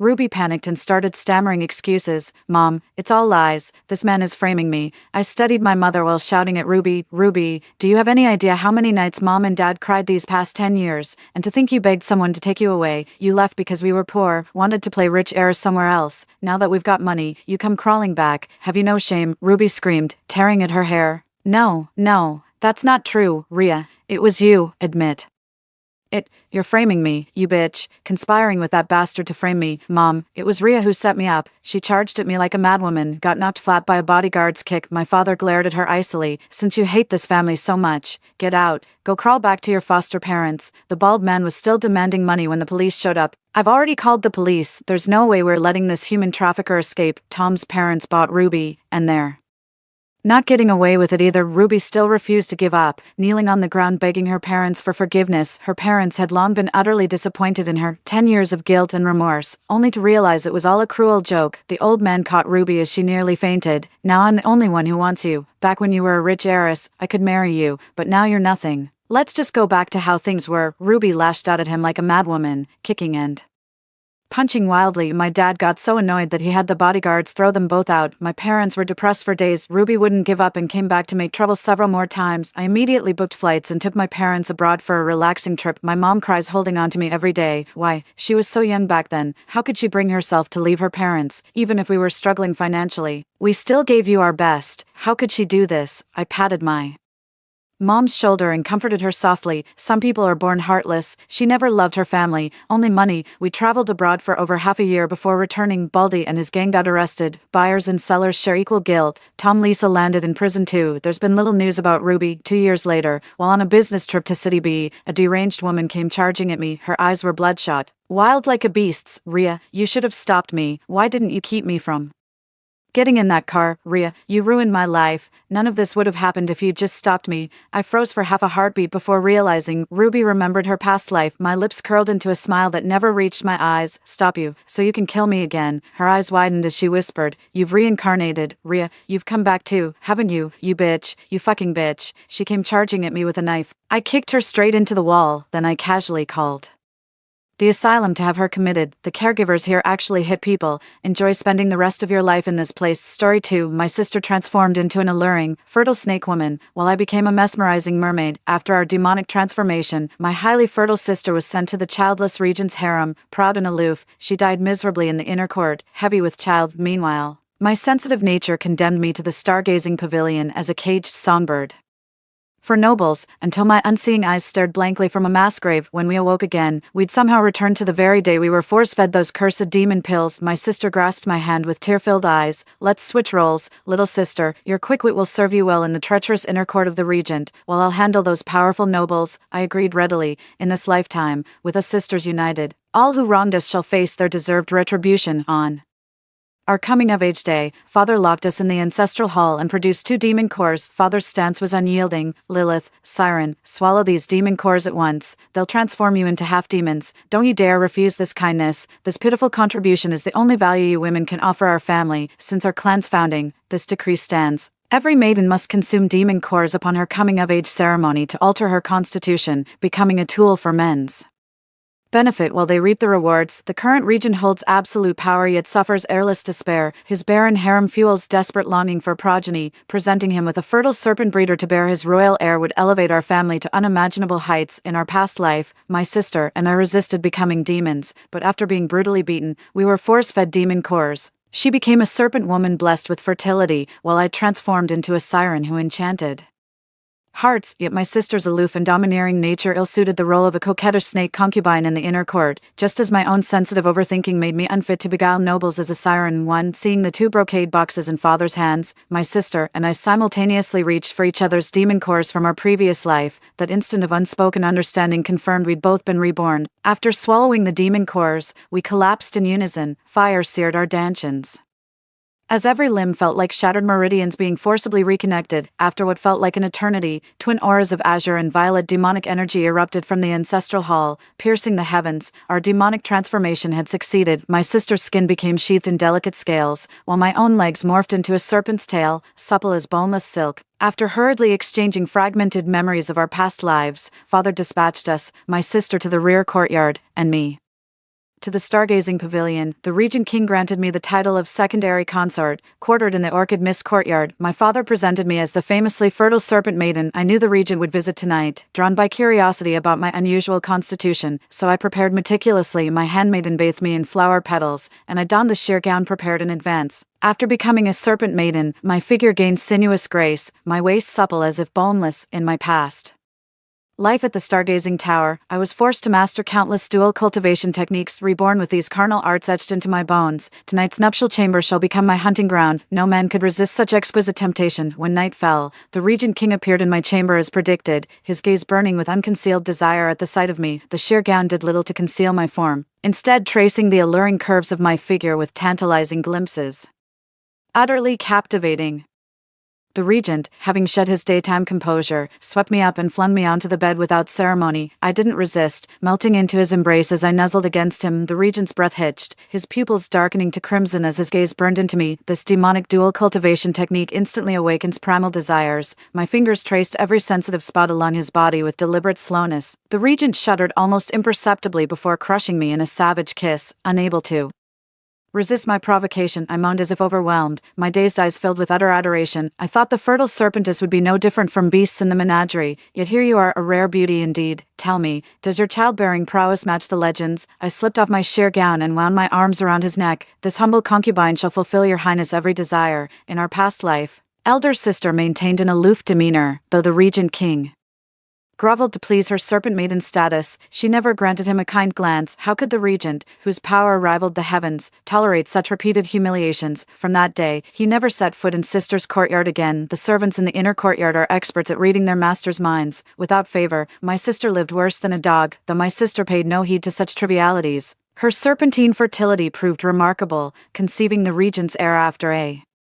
single night. With the regent heirless, an offspring became paramount. Overjoyed by her pregnancy, he petitioned for her promotion to concubine the very next day. My sister's forthright nature blinded her to treachery. The regent's wife and concubine Lin, all smiles in public, secretly wished her a gruesome end. The regent's consort gifted elder sister musk-tainted bracelets, while the imperial noble consort daily sent her oleander lace pastries. The regent treated elder sister as mere breeding stock, never dispatching guards to protect her, watching coldly as she was murdered. Even with her serpent woman fertility, elder sister stood no chance against the regent's consort and concubine Lin's joint schemes, dying wretchedly in the rear courtyard. Unlike my aloof elder sister, my first move upon entering the regent's mansion was to weaponize feminine charm to monopolize his favor. I will not only ascend step by step, but also avenge my sister who met a tragic end in her past life. The regent was already bewitched by me, completely infatuated. Just as we were about to reach the final moment, suddenly, an affected gasp came from beyond the courtyard gate. Enraged by the interruption of his rising passion, the regent kicked over the screen in fury. Who dares disrupt my pleasure? A plump maidservant barged in eagerly. This humble servant is Poppy, lady's personal maid assigned by consort Lin. Since her ladyship worries she cannot attend to your highness tonight, we agreed this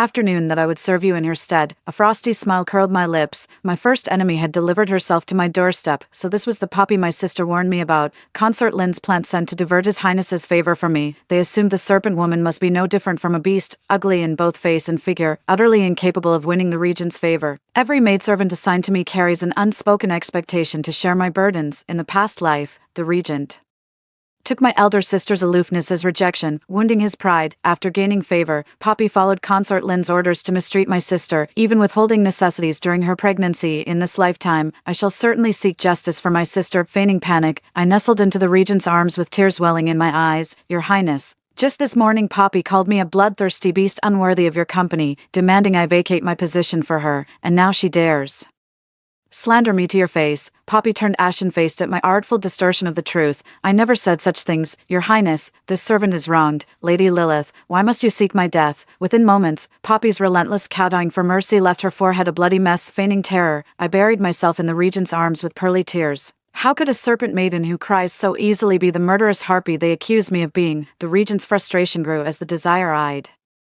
stoked remained unfulfilled, and Poppy's reckless wailing finally shattered his restraint, dragged them out and beat them to death. As the pitiful wails faded into the distance, an irrepressible joy surged within me. Poppy was just the first, every last one who tormented my sister in our past life will pay. After a night of passionate entanglement, the regent prince developed an insatiable craving for me. For half a month thereafter, the regent prince lodged in my chambers nightly, even exempting me from paying respects to his principal wife. Poppy's gruesome death made everyone realize my ruthless methods, extinguishing any further rebellious thoughts. Among my maidservants, Poppy belonged to consort Lin. Iris served the regent princess, while Faith was assigned to me precisely because of her poor eloquence. Though simple and slow-witted, Faith was utterly devoted. She died a tragic death protecting her mistress in our past life. 2. Faith became my sole first-tier maid, attending to my every need. The other spies were assigned menial chores without rest, day and night. Naturally, exhaustion left them no energy for scheming or sending messages. On the 20th day in the mansion, I finally showed mercy and gave everyone except Faith a day off, thinking they'd gotten a chance to spread the news. They all vanished without a trace on their day off. Little did they know, I planned it that way. While regular snakes take 3 months from conception to birth, as a blessed serpent maiden, I only need 1 to 2 months to deliver. I touched the fully formed serpent egg in my womb. With enemies surrounding me, I won't keep this child, but even in death, this child shall serve a purpose. These past days, I've deliberately displayed severe morning sickness in public, just as I anticipated. Someone will make their move soon. The first to take the bait was consort Lin. She barged in with her lackeys and landed a stinging slap across my face. You reckless cur, seducing the regent to neglect state affairs and murder Poppy. Do you even know she was my blood sister? How dare you kill her? Cradling my swollen cheek, I laughed soundlessly. Sisters by blood. No wonder they shared the same stupidity. My elder sister in the past life was too kind-hearted. That's why she suffered so cruelly at the hands of such fools. It wasn't me who killed Poppy. How ironic that a wretch like me earns his highness' favor, while that Poppy couldn't win his affection even when throwing herself at him. No. Wonder, being as hideous as the side consort, Consort Lin was plain looking to begin with. And her modest position in the royal household relied solely on her childhood connection with the regent prince. Struck where it hurt most, Consort Lin completely lost her composure. His Highness and I shared hearts since youth, while you merely exploit fleeting beauty to curry favor. Don't you know looks fade? Today I'll beat you to death to avenge Poppy. The next instant, club-wielding lackeys rushed forward and pinned me to the ground, raining down blows upon me like a hailstorm. Barely breaking free from their grasp, I spotted a dark figure approaching in the distance. With a calculated cry, I deliberately collapsed into the regent's arms, weeping pitifully. The regent tightened his embrace around my trembling form before suddenly turning his wrath upon Consort Lin. You've always been kind-hearted. Lilith is simply naive. Must you trouble her just because I show her some favor? Consort Lin had always prided herself on her childhood bond with the regent, believing herself to be his true love, yet to her shock, the regent publicly humiliated her before all the servants. Overwhelmed with indignation, Consort Lin pointed at me with an accusatory glare. Your Highness, it's not that I wish to oppose her, but Lady Lilith's methods are truly vicious. She schemed to kill Poppy. Poppy was my own sister. The regent had long forgotten about Poppy entirely, only recalling her after Consort Lin's tearful lamentations. It was my direct order to have Poppy beaten to death. What does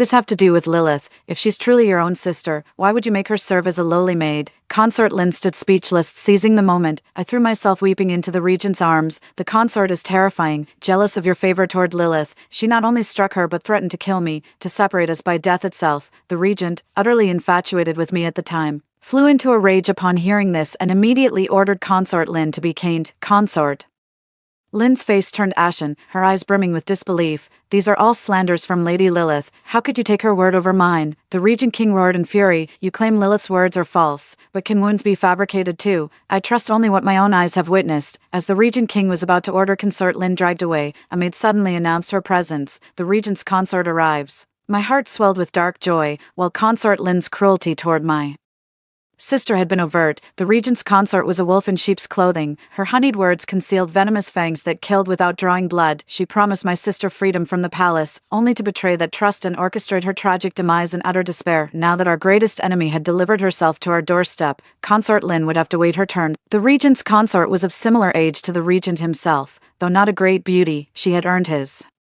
respect through her virtuous and magnanimous nature. Her sudden visit at this hour must have been prompted by her maid's tip-off, hoping to watch me and Consort Lin locked in conflict while she reaped the benefits. Your Highness, please calm your anger. Consort Lin has shared childhood bonds with you and always treated others with sincerity. While her anger toward Poppy is understandable, she's by no means malicious. As for Lady Lilith, being the youngest in the household and raised in indulgence, some exaggeration in her panicked words is only natural. Having said this, the regent's consort turned her gaze to me and continued, Lady Lilith, while Consort Lin may be impulsive, you truly shouldn't have brought this matter before His Highness. With his heavy court responsibilities, we ought to be more considerate. What a perfect regent's consort. With a single remark, she's managed to trample both Consort Lin and myself beneath her feet. Every word she utters chastises us for being troublesome. Doesn't this just highlight her magnanimity and wisdom? At the very least, after these words were spoken, the regent's displeasure shifted from solely targeting Consort Lin to including me as well. The regent's consort, as if attempting to placate me, gestured for her maid to present an ornate brocade box. Inside lay an exquisitely crafted filigree bracelet of extraordinary opulence.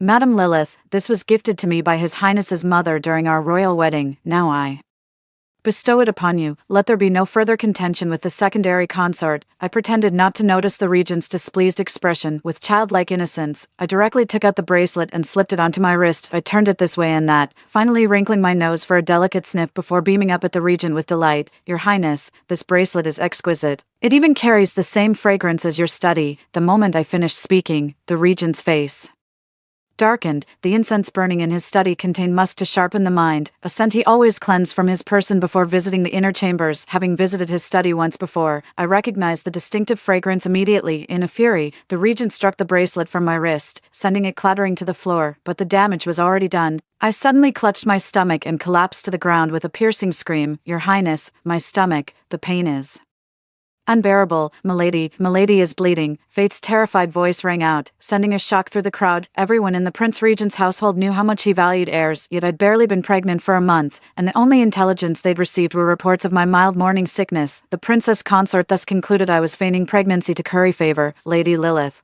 I extended this olive branch in good faith to reconcile you with concubine Lin. Little did I expect You'd not only spurn my kindness, but even attempt this pregnancy charade to win favor. The regent's wife maintained a calm facade, though inwardly panicked. Even if my pregnancy was feigned, the musk on this bracelet was all too real. In my past life, my sister fell victim to her venomous scheme. The regent held his wife in absolute trust, though murderous intent toward me already stirred in him. He still coveted both my body and my identity as the legendary fertile serpent maiden, just as his inner conflict peaked. The royal physician arrived. How fares my child? The royal physician's grim silence only confirmed the regent princess's suspicion of my feigned pregnancy. 3. The regent prince's gaze held no trace of affection as he declared, Lady Lilith fabricated pregnancy to gain favor and frame the mistress. From this day forth, she is stripped of her concubine status and demoted to scullery maid. The physician urgently interrupted with a bow, My liege, stay your judgment, lady.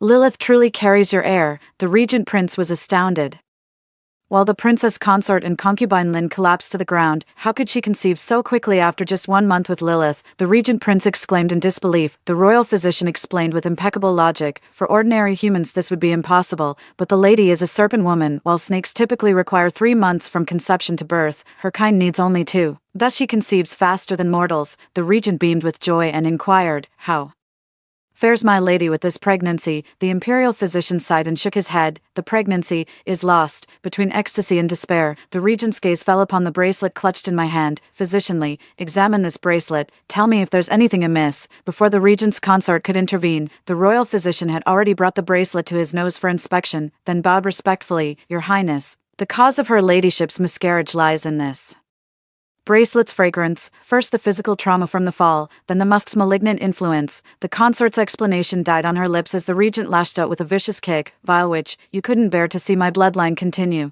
The princess consort clutched at the regent's sleeve despite the searing pain in her chest, pleading her innocence. This is clearly a setup, Your Highness. The regent gave a cold laugh. Who else but you could have accessed this bracelet?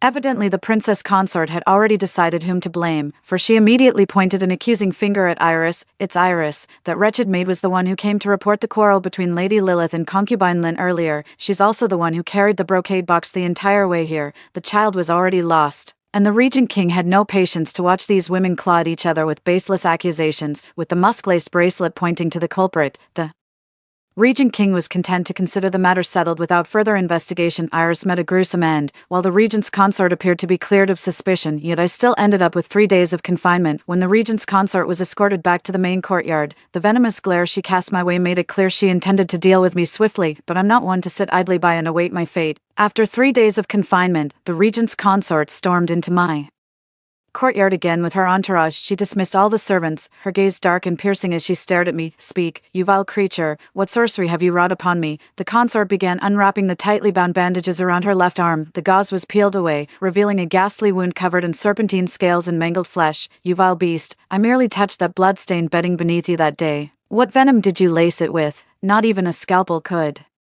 scrape this off. I burst into laughter. No wonder rumors swirled during my confinement about physicians flooding the main courtyard. They even resorted to blades. How ruthlessly this viper strikes, even against herself. Even if His Highness never favored you, at least you commanded respect. But with that grotesque face of yours now, I doubt you'll keep even a shred of dignity. They say your greatest enemy often knows you best. My words cut her to the quick. You vile wretch. The enraged regent's consort hurled the embroidered footstool at me with all her might, channeling my demonic energy. I swiftly dodged backward with a cold smirk. If you'd rein in your temper, I might just tell you the solution. Otherwise, the regent's consort grew more convinced of my guilt as the poisoner by my cavalier attitude, yet my mention of a remedy forced her reluctant compliance. What solution? Out with it. Mid-sentence, I closed the distance, her vision filled with the sudden metamorphosis of my fair visage into a serpent's head, forked tongue flickering as icy breath washed over her face. The next instant, help, a monster. The regent's consort let out a terrified scream at my appearance. As the stench of urine filled the air,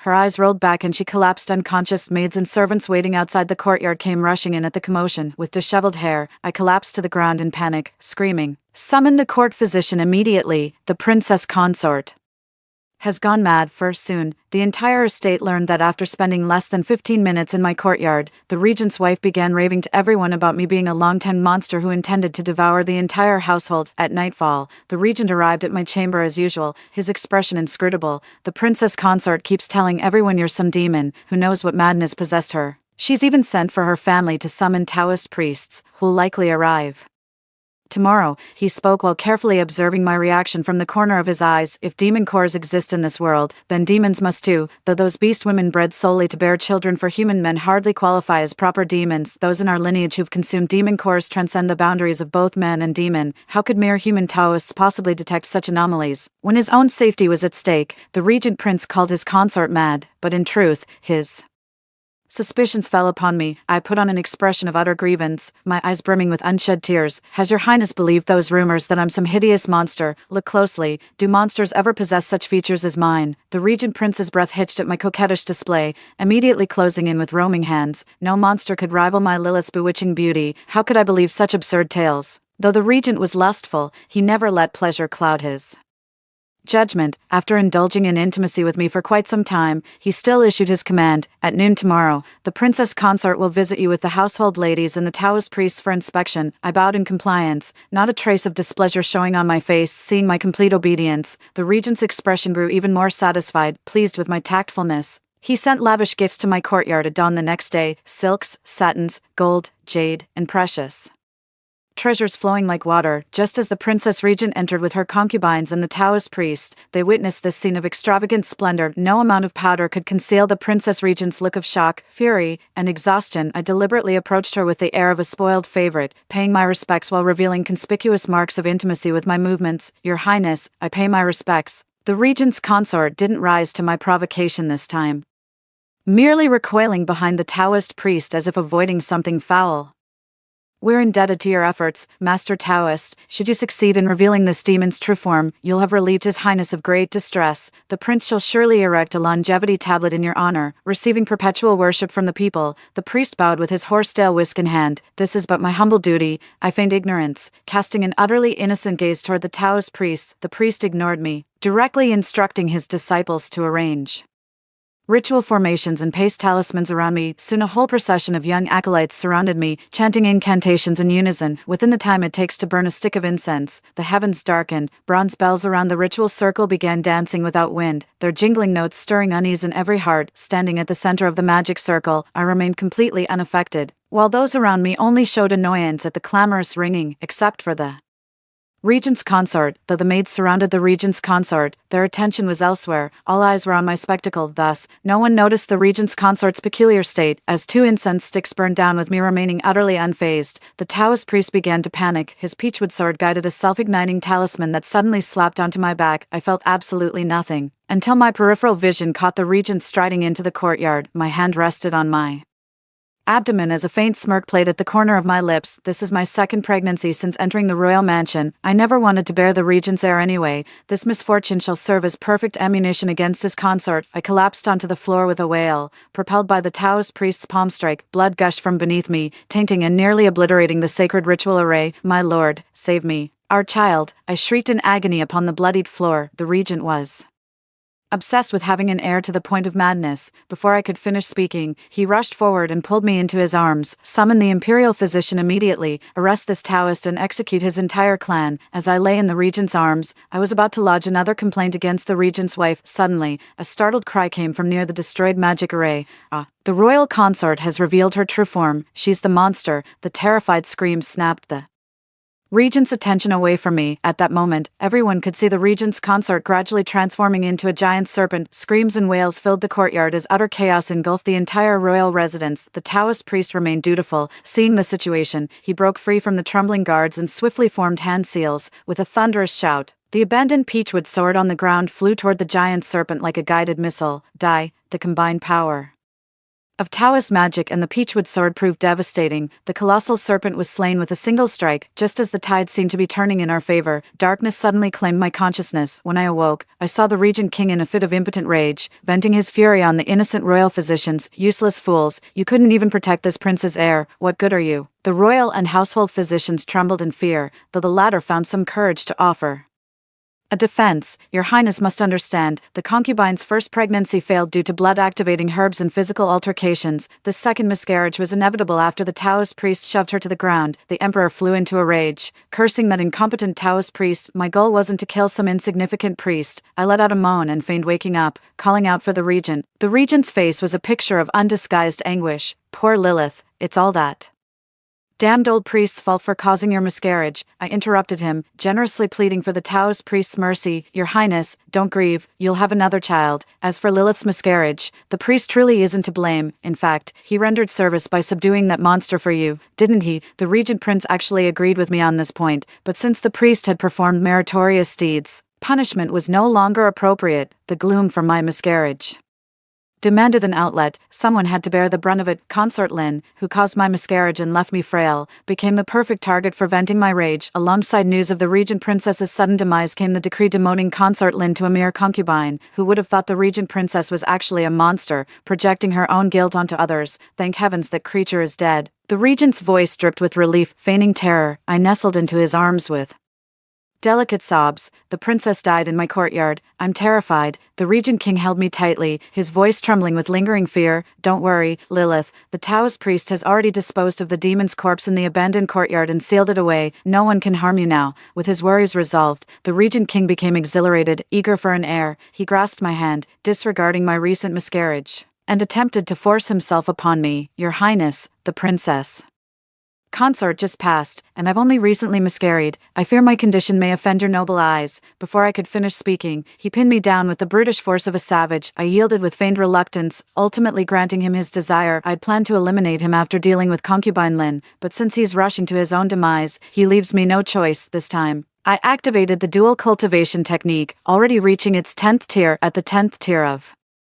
dual cultivation, a man experiences boundless release, as if transported to paradise, yet by dawn, his vital essence would be completely drained by the technique's master, leaving him at death's door. The next morning, the regent king left my chambers radiant and thoroughly satisfied. By now, Consort Lin had been demoted to a mere concubine, while I basked in the regent's favor. The entire rear palace had become my domain. The moment the regent departed, I slipped away alone to the abandoned courtyard. I breached the seal with a single fissure, slid open the giant serpent's belly, and reclaimed the violet glowing demon core into my dantian. This was my demon core 5. When the regent's consort entered the courtyard yesterday, I seized the moment to approach her and slipped the demon core into her body. The Taoist priest activated the demon core, forcing her to lose control and reveal her true form on the spot, taking the fall in my stead. From then on, only Consort Lin and the regent himself remained as my sister's enemies. A fortnight later, I found myself with child again. This time, the regent kept me under close watch, terrified that any mishap might befall the child in my womb. Yet for all his vigilance day and night, determined foes could not be thwarted. Soon came the day of my delivery. The regent had midwives and physicians prepared well in advance, with the entire household on high alert to welcome the sole heir to the regent's household growing within me. I wasn't nervous at all.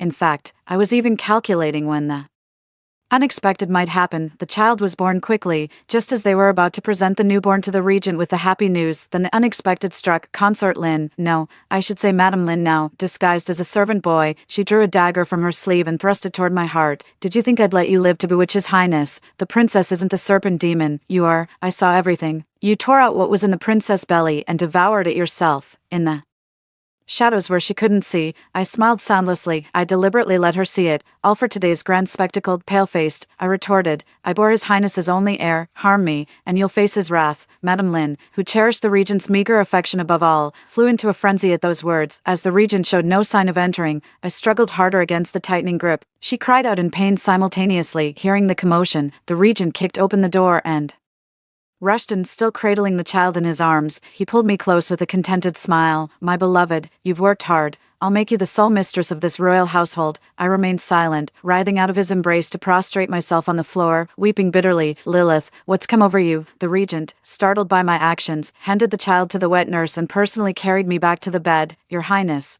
for the sake of bearing your child, grant Lilith this one boon, I pleaded between gasping sobs. The regent's expression darkened instantly, likely assuming I was exploiting his favor to make some outrageous demand. What do you desire? Name your wish, and if it's within my power, you shall have it. I want nothing. I shook my head vehemently, except death. My answer took the regent completely by surprise, his face twisting in shock. I wept bitterly. Whether the princess consort sees me as a mortal threat or not, now Lady Lin treats me just as she once did. Merely bearing his highness's child was already a divine mercy. If my death can spare my child's life, what have I to fear? The regent still held some lingering affection for Lady Lin. This prince shall confine her to these walls until she breathes her last, never to step beyond them again. Without a word, I snatched the dagger from the floor and made as if to plunge it into my heart. Lady Lin's maternal family wields considerable influence, should they learn of her suffering in this household, I fear neither my child nor I would survive. Being treated as a mere vessel for bearing heirs is one thing, but his child is his Achilles heel. No childhood sweetheart's affection could ever compare. Ultimately, after careful deliberation, Lady Lynn was condemned to capital punishment. Lady Lynn was meant to meet her end by the rod. The regent had long been bewitched by my dual cultivation arts. In the throes of ecstasy, he became utterly obedient to me. Madame Lynn's execution by slow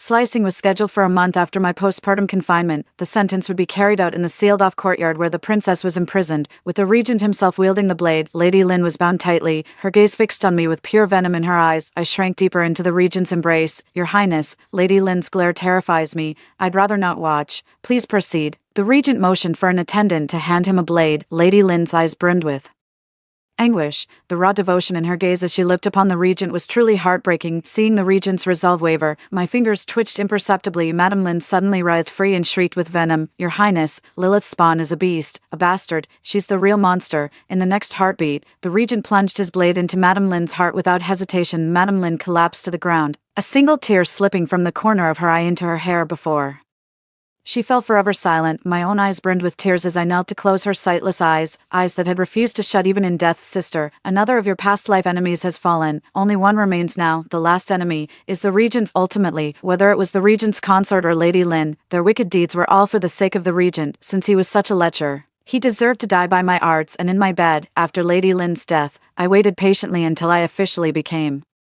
the regent's consort, and my child was named heir. Only then did I summon the regent. When the regent entered my courtyard, I stood before him completely unclothed. My figure remained as alluring as before childbirth. Lilith truly lives up to her serpent woman reputation, irresistibly tempting. The regent leered with a vulgar grin. All this is for your Highness, I purred, batting my lashes as my fingers toyed with his belt. To serve you well, and bear your heirs. Of course, this night marks the final stage of the dual cultivation technique. The man's last drop of vital essence shall catalyze the technique's perfection. Upon reaching this ultimate stage, the man shall perish at the pinnacle of ecstasy. Too merciful an end for this filthy wretch. By the time news of the regent's sudden death spread, the imperial guards had already surrounded his residence so tightly that not even a fly could escape. The regent's death caused no political upheaval. The emperor had endured his domination for far too long. After biding our time for over a decade, we finally struck our decisive blow today, as the emperor received homage from officials and commoners atop the city gate. My sister and I slipped away unnoticed. With all our enemies dead, my sister and I lost any desire to remain in the capital. My sister and I eventually settled in a small town south of the Yangtze. It was a mist-shrouded town where rain and fog perpetually danced in the air. Everything from our past lives now seemed as distant as a fading dream. On the 10th day of my arrival in Jiangnan, I learned that my entire clan had been condemned to death for trading daughters for political favors. Not a single male member escaped execution. Simultaneously, our family estate, the star-reaching pavilion, mysteriously burst into flames moments before its seizure. By the time officials arrived, only smoldering ruins remained. Every last one of those star-reaching pavilion overseers and high-ranking officials who'd humiliated me in past lives perished without exception. Unlike the pleasure-seeking regent, the emperor immediately launched massive irrigation projects upon seizing power, supported scholars from humble backgrounds, encouraged open discourse, prioritized agriculture while reducing taxes, ushering in an era of enlightened governance. The child I left in the capital was ennobled as Marquis of Ningrong by the emperor, ensuring a lifetime of prosperity. The end. Story 2. At first, everyone thought it was just a regular typhoon. However, what followed was a severe cold snap accompanied by a blizzard that quickly engulfed the entire world. The earth underwent drastic changes, natural disasters struck, food was extremely scarce, and corpses littered the ground. Everyone was on the move, searching for a glimmer of hope for survival, but I wasn't worried at all. I even started a hot pot party with my family. Suddenly, a message popped up on my phone. It was a news alert reporting that Typhoon No. 28 was about to hit the coastal cities. I woke up with a start. It had been a dream. In the dream, the apocalypse arrived, heralded by the landing of a typhoon. Initially, no one took it seriously. Those inland weren't worried, and the coastal residents were used to it. Nobody really cared. We thought the typhoon would at most bring a heavy rainstorm and blow away a few billboards, and that would be it. But what came was a lifetime of unforgettable terror. The typhoon swept across the continent without warning. Cars were blown into the sky, and unstable roofs were ripped off. Pedestrians on the street were either blown away or killed by objects falling from the sky. There was no electricity, no water, no phone signal, no internet connection. It was as dark during the day as it was at dawn. The typhoon triggered a tsunami, and coastal cities were devastated. Tornadoes ravaged the land, the strong winds shattering windows and hurling residents into the air, where they collided with all sorts of debris, eventually torn apart by the wind. Many people died in the typhoon, which brought panic to countless others. But after the storm, the sky suddenly cleared, and everyone thought the ordeal was over, but it wasn't over yet. After a brief spell of clear weather, extreme cold set in. It was the height of summer, and although the typhoon had brought temperatures down, they had risen again during the clear weather then. The arrival of a blizzard brought temperatures down from 40 degrees to -50, and they kept dropping every day. The scenes in the dream were very vivid. Everything around was a blurry white, and large snowflakes twirled in the air, the wind carrying chunks of ice. The sensation of cold air entering the respiratory tract when breathing was terrifyingly real, as if I would freeze to death in the cold wilderness the next second. Bodies lay stiff on the ice everywhere, and beside me were my long-dead loved ones, my parents, and my husband, all gone. It seemed like I was the only person left in the world between the icy expanses, and when I sat up in bed, drenched in sweat, what I heard was the sound of a news alert on my phone. My husband was watching TV in the living room, the sound muffled and distant. Typhoon Milan is gradually approaching the mainland and may become one of the most severe typhoons of the century. Please take precautions. But I was still lost in the dream, taking a long time to snap back to reality. The scenes from the dream were so real, even some of the details resonated with reality. Moreover, this wasn't the first time I had this dream. There had been typhoon warnings for a week, and almost every time I slept, I intermittently dreamed of these scenes. It really made me think. I shivered in the summer heat, feeling somewhat afraid. A thought flashed through my mind: precognitive dreams. I don't dare say I'm the chosen one, but if not for precognitive dreams, how else could I explain having the same dream so many nights in a row? I suddenly felt a chill, my scalp tingled, and I rushed to the living room to tell my husband about it. Finian was mopping the floor, and the TV had been switched to a drama series I liked, but I wasn't in the mood to watch TV. I grabbed his hand and sat down on the couch. Honey, you're awake. He was a perfect husband. We have been deeply in love for many years, and recently we have been planning to have children. When I talk to him about my dreams, my voice trembles. If the things in my dreams were to happen, then after hearing this. Finian also frowned, unusually silent for a long time before saying, "Let's bring your parents back first." He began to call my parents, who were vacationing far away in another country. Over the past 2 years, Finian and I had earned some money, so their lives had also become more relaxed. Finian, we just arrived in this country a few days ago and haven't finished exploring yet. Why the rush to go back? Finian, being an orphan, treated my parents with great respect even though they were not his biological parents, Mom and Dad. Please don't ask too many questions right now. Just come back first. This is a decision Jade and I have made together. I took the phone. You must hurry, catch the earliest flight, and try to return home tomorrow. My parents trusted us, though they complained verbally about our hasty decision. They began booking tickets. I breathed a sigh of relief and then, somewhat belatedly, asked Finian, "Honey, aren't you afraid that what I said isn't true?" He touched my head. "Whether it is true or not, it's always good to be a bit more cautious. I believe you." Then, he became serious too. "Also, these past few days, I've been feeling uneasy, like something is blocking my chest." I glanced at my phone. Today was July 26th. In 2 days, a typhoon was expected to make landfall. After the 3-day-long typhoon, on August 2nd, a severe cold snap was expected. And the latest notification I received on my phone was exactly like the one in my dream. My pupils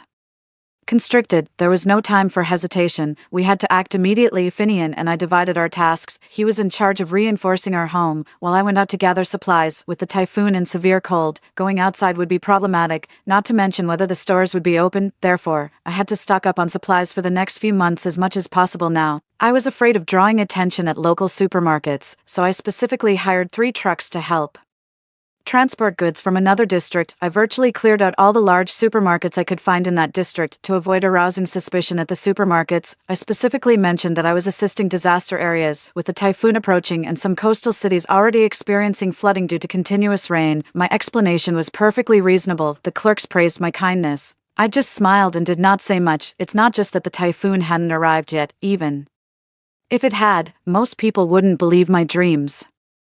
So there was no need to waste words. Moreover, I hung a banner on the trucks that read "Assistance for Disaster Areas," so that no one would take particular notice. In the face of the apocalypse, self-heating meals were essential, so I loaded up 50 boxes each of different flavors of self-heating rice and hot pots, each box containing 12 packets, instant noodles and hot and sour noodles, which just need boiling water. Were also taken in 100 boxes each, passing by the ready-to-eat section. I picked up 50 bags each of dumplings and glutinous rice balls. I asked the procurement staff for 100 large barrels of bottled water. I didn't take many beverages since they tend to make you more thirsty after drinking, but they can provide some necessary sugar when needed. Just securing these basic food supplies filled 3 trucks, and I quickly contacted 2 more. Perishable meats were planned to be bought on the 28th, as it's still hot now and they would spoil in a day if Taken back now, I gathered various kinds of grains, oils, fruits, vegetables, and everyday spices. We loaded up another truck. Essentials like various medicines, alcohol, fuel, and power banks were indispensable, considering the extreme cold that would follow the typhoon. I also purchased a lot of warm clothing and bedding such as down jackets, down comforters, cotton quilts, and hand warmers. I didn't have the truck deliver the supplies to my house right away. Instead, I paid a significant compensation fee and asked them to come over in the evening. Once everything was ready, I drove home. My house was still being renovated. As I approached, I noticed another person standing at the entrance. It was a neighbor. "What are you guys up to? Can't people sleep anymore? Can't even rest on the weekend?" The workers were busy in the bedroom, applying thermal insulation paint and foam layers. And another was installing a more robust security door, indeed creating quite a bit of noise, but checking my phone, it was already 3 in the afternoon. Well within regular renovation hours, Finian was at the door, dealing with a neighbor. I approached and apologized. "Sorry about the noise, ma'am. We didn't realize it was this loud. Here, would $500 as compensation be okay?" I knew all too well what kind of person our neighbor was, notorious for being difficult. Instead of waiting for them to demand compensation, I decided to take the initiative. The woman glared at me and scoffed. "Just $500. Who do you think you're fooling?" I had Finian fetch $1,000 cash from inside the house and offered it to her. "How about $1,000 then?" Only then did she calm down, still muttering as she went back into her house. Finian frowned. We let them off too easy. He usually dealt with more polite people at work and rarely encountered such unreasonable behavior. So his lack of understanding was understandable. I reassured him. "It's okay, honey, she took our money, but she might not even get to spend it." It might seem cold, but we were in a unique situation ourselves, barely managing our own issues, let alone helping a difficult stranger. My parents arrived the next afternoon, by which time the house had been renovated. We cleared out what was supposed to be the baby's room to store the supplies. As soon as they entered, my parents sat down on the sofa and told me, "Jade, you wouldn't believe it. It's good you asked us to come back." Just as we landed, we received news about a tsunami.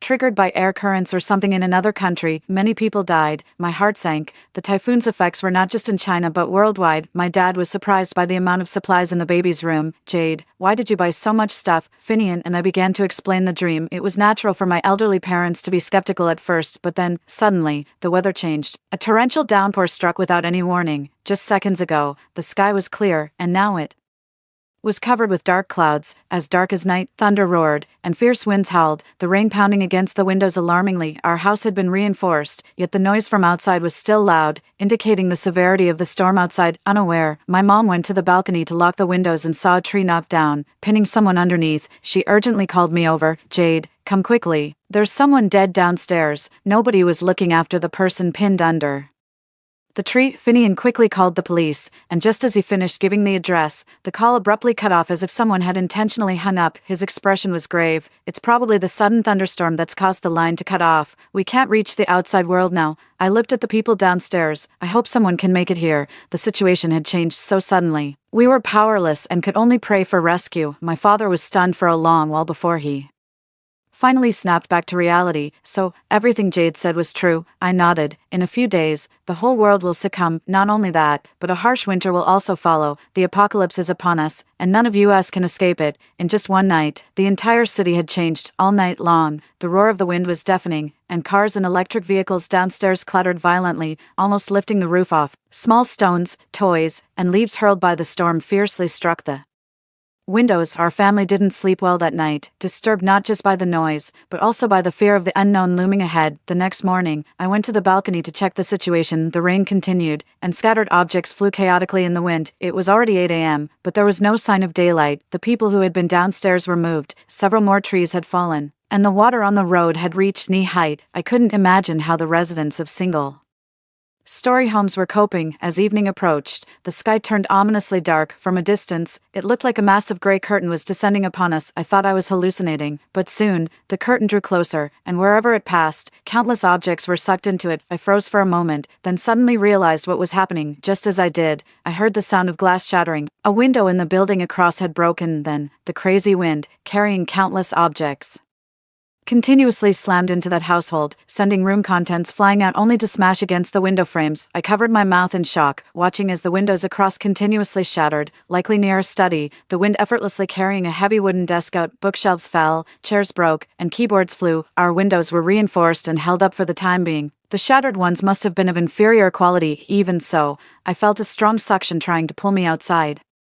But that wasn't the worst of it. Some people couldn't resist the wind's pull and were blown out, clinging to the railings, trying to prevent themselves from being swept away. If they let go, they might be flung from the high-rise, torn apart mid-air by the wind and debris, not even leaving a whole body behind. Suddenly, there was a loud thump against the window, and I was startled to see a blood-stained bone. I recoiled in horror, then saw cars on the road being lifted into the air, spinning as if they might crash into a household any moment. Thunder began again. The sky had completely darkened, lightning splitting the sky, causing panic. Finian heard the commotion outside and came out of the room, equally startled by the situation. I nestled into Finian's arms. "Honey, what are we going to do now?" Finian stroked my head. "Don't worry, Jade. All we need to do is what we ought to do. At least, we are all together as a family." The situation calmed down a bit the next day. It continued to thunder and rain, but the wind wasn't as terrifying as before. My phone kept flashing with notifications. When I checked, I found messages from the homeowners group chat. "What's going on? This weather is just terrifying. The government will probably send rescue teams." Right. The wind yesterday killed many people. A human arm blew through my broken window. You could even be blown out of your house. It's like a disaster from the heavens. Indeed, for a while, we were all trapped. Then, a message popped up, and suddenly, everyone went silent. "This is like the apocalypse, eh?"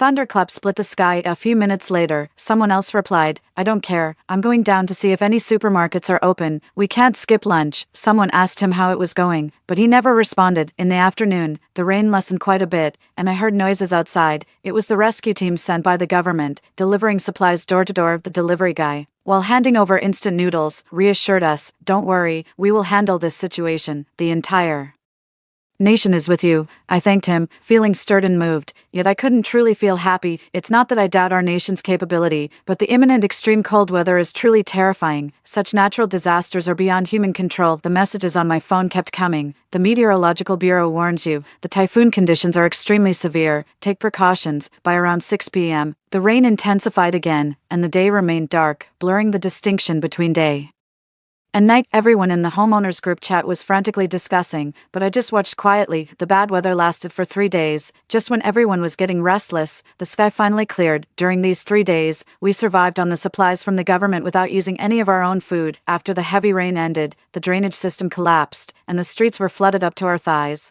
making it difficult to move. The next day, when the weather improved, my mom and I went down to buy some more supplies. If I remember correctly, the extreme cold was supposed to arrive today at noon. The supermarket was overcrowded as everyone realized the severity of the typhoon and planned to stock up on supplies for emergencies. We struggled to buy some meat and vegetables, and by the time we checked out, there were even more people outside, but the supermarket was nearly out of stock. Apart from some daily necessities, all the shelves were empty. A woman started complaining loudly, "You've taken everything. What are we supposed to buy? Can't you show some decency?" But everyone was looking out for themselves, and no one paid her any attention. There was also a young couple. The girl was worried. "Everything's been taken. What do we do?" The boy was indifferent. "If it's gone, it's gone. The typhoon is over, and there's no use hoarding so much stuff." Back home, my dad was watching a news broadcast on TV. The sweet-faced presenter smiled. "Now, the typhoon crisis has largely subsided, and the weather has cleared up in various places." She interviewed several passers-by randomly,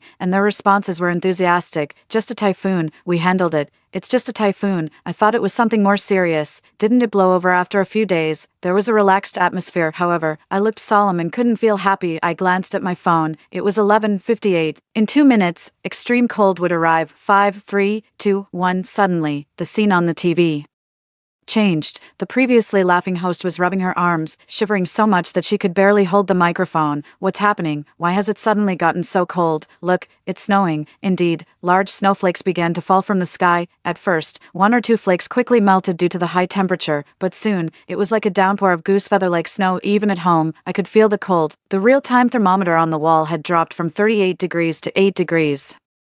And the temperature was still falling. You can imagine how cold it was outside. Finian immediately turned on the air conditioner, setting it to 30 degrees, but it was futile. My parents are frail, and I worried they couldn't handle the cold, so I quickly pulled out down jackets to wrap them up. Snow in August, what a rare phenomenon. Even the pedestrians captured on TV began recording with their phones. Completely unaware of the impending danger, the snowflakes were large, blown about by the wind, quickly forming a thin layer on the ground. The temperature change was too drastic. The host, with goosebumps and shivering, spoke with breath visible in the air, but she continued to do her job diligently. According to reports, her voice trembled. It was pitiful to watch, and I frowned helplessly. Finally, people started to realize something was wrong and began shouting, "Let's pack up and go. This isn't normal." But it was too late. A woman holding an infant started crying. "Can someone help us? My child is stiffening up." The host and the cameraman had already run away, abandoning their equipment, which continued to broadcast the situation on the streets. The infant had already turned purplish blue, looking beyond help. Soon, the woman also stiffened and fell to the ground, her complexion turning pale, almost blending with the snow. The city's life seemed to have hit the pause button. The people who once bustled through the busy city were nowhere to be seen, only a few stiff bodies lay on the ground. We couldn't bear to watch any longer and were about to turn off the TV when the live broadcast itself cut off. Probably the rapid cooling affected the machinery too. Witnessing all this, I felt weak and dizzy, about to fall, but Finian supported me. This was a live broadcast from a downtown area, just a small part, the situation nationwide. On the first day of the extreme cold, so many had already died. My mother had started crying. This is a natural disaster, a disaster. Can we survive this? Although my father was trying to comfort her, his furrowed brow showed he was also worried. Finian wrapped his arms around my shoulders. "We've stocked up enough. In these conditions, enduring is what matters most." I nodded and wrapped my clothes tighter around me. I checked my phone. Social media platforms like Facebook and friends' circles were overwhelmed. Topics like hashtag temperature drop, hashtag August snow, hashtag frozen to death had surged to the top of trending lists. 6. Everyone was fervently discussing it. Temperature suddenly dropped here. It's already minus 20 degrees inside our house now. What's going on? Did you guys watch the live news? This sudden drop in temperature has frozen many people to death. Isn't the government doing anything? We were completely unprepared for this in the middle of summer, and my family doesn't even have enough warm clothes. The windows are all frosted over, damn, and the snow outside has already piled up to our ankles. Everyone is still hoping for national rescue and assistance, thinking this is just extreme weather. Like a typhoon, no one realized the danger that was approaching. Someone voiced their thoughts. "This situation is too severe. It feels like the end of the world. I think it's necessary to stock up on some supplies." Some agreed, but many others rebutted. "Stocking up supplies? Are you joking? Do you really think it's the apocalypse? Have you watched too many movies? Why create panic? How childish. It's 2023, and there are still people who think they are prophets." I just shook my head, knowing it would come to this. Online waters are too deep, and any slight misstep in what you say can lead to an attack. I'm not a saint, nor do I want to be a target. In the evening, Finian started to prepare a self-heating hot pot to warm ourselves up with a hot meal. I stopped him. "Let's not use that. Let's make a hot pot ourselves." We had all the equipment at home. We had bought it before but hadn't used it much. It had been sitting idle. I cleaned up the equipment, prepared the soup base and dipping sauces, all previously purchased. I instructed Finian to wash the vegetables, and I took out the seafood and meat rolls we had stored in the fridge. My mom hesitated a bit. "Jade, isn't this a bit too extravagant?" I shook my head. "In these end times, we should treat ourselves even better, especially since we can afford it. We don't know what the future holds, so instead of fretting about waste, we might as well please ourselves. Maybe this will give us more courage to face the unknown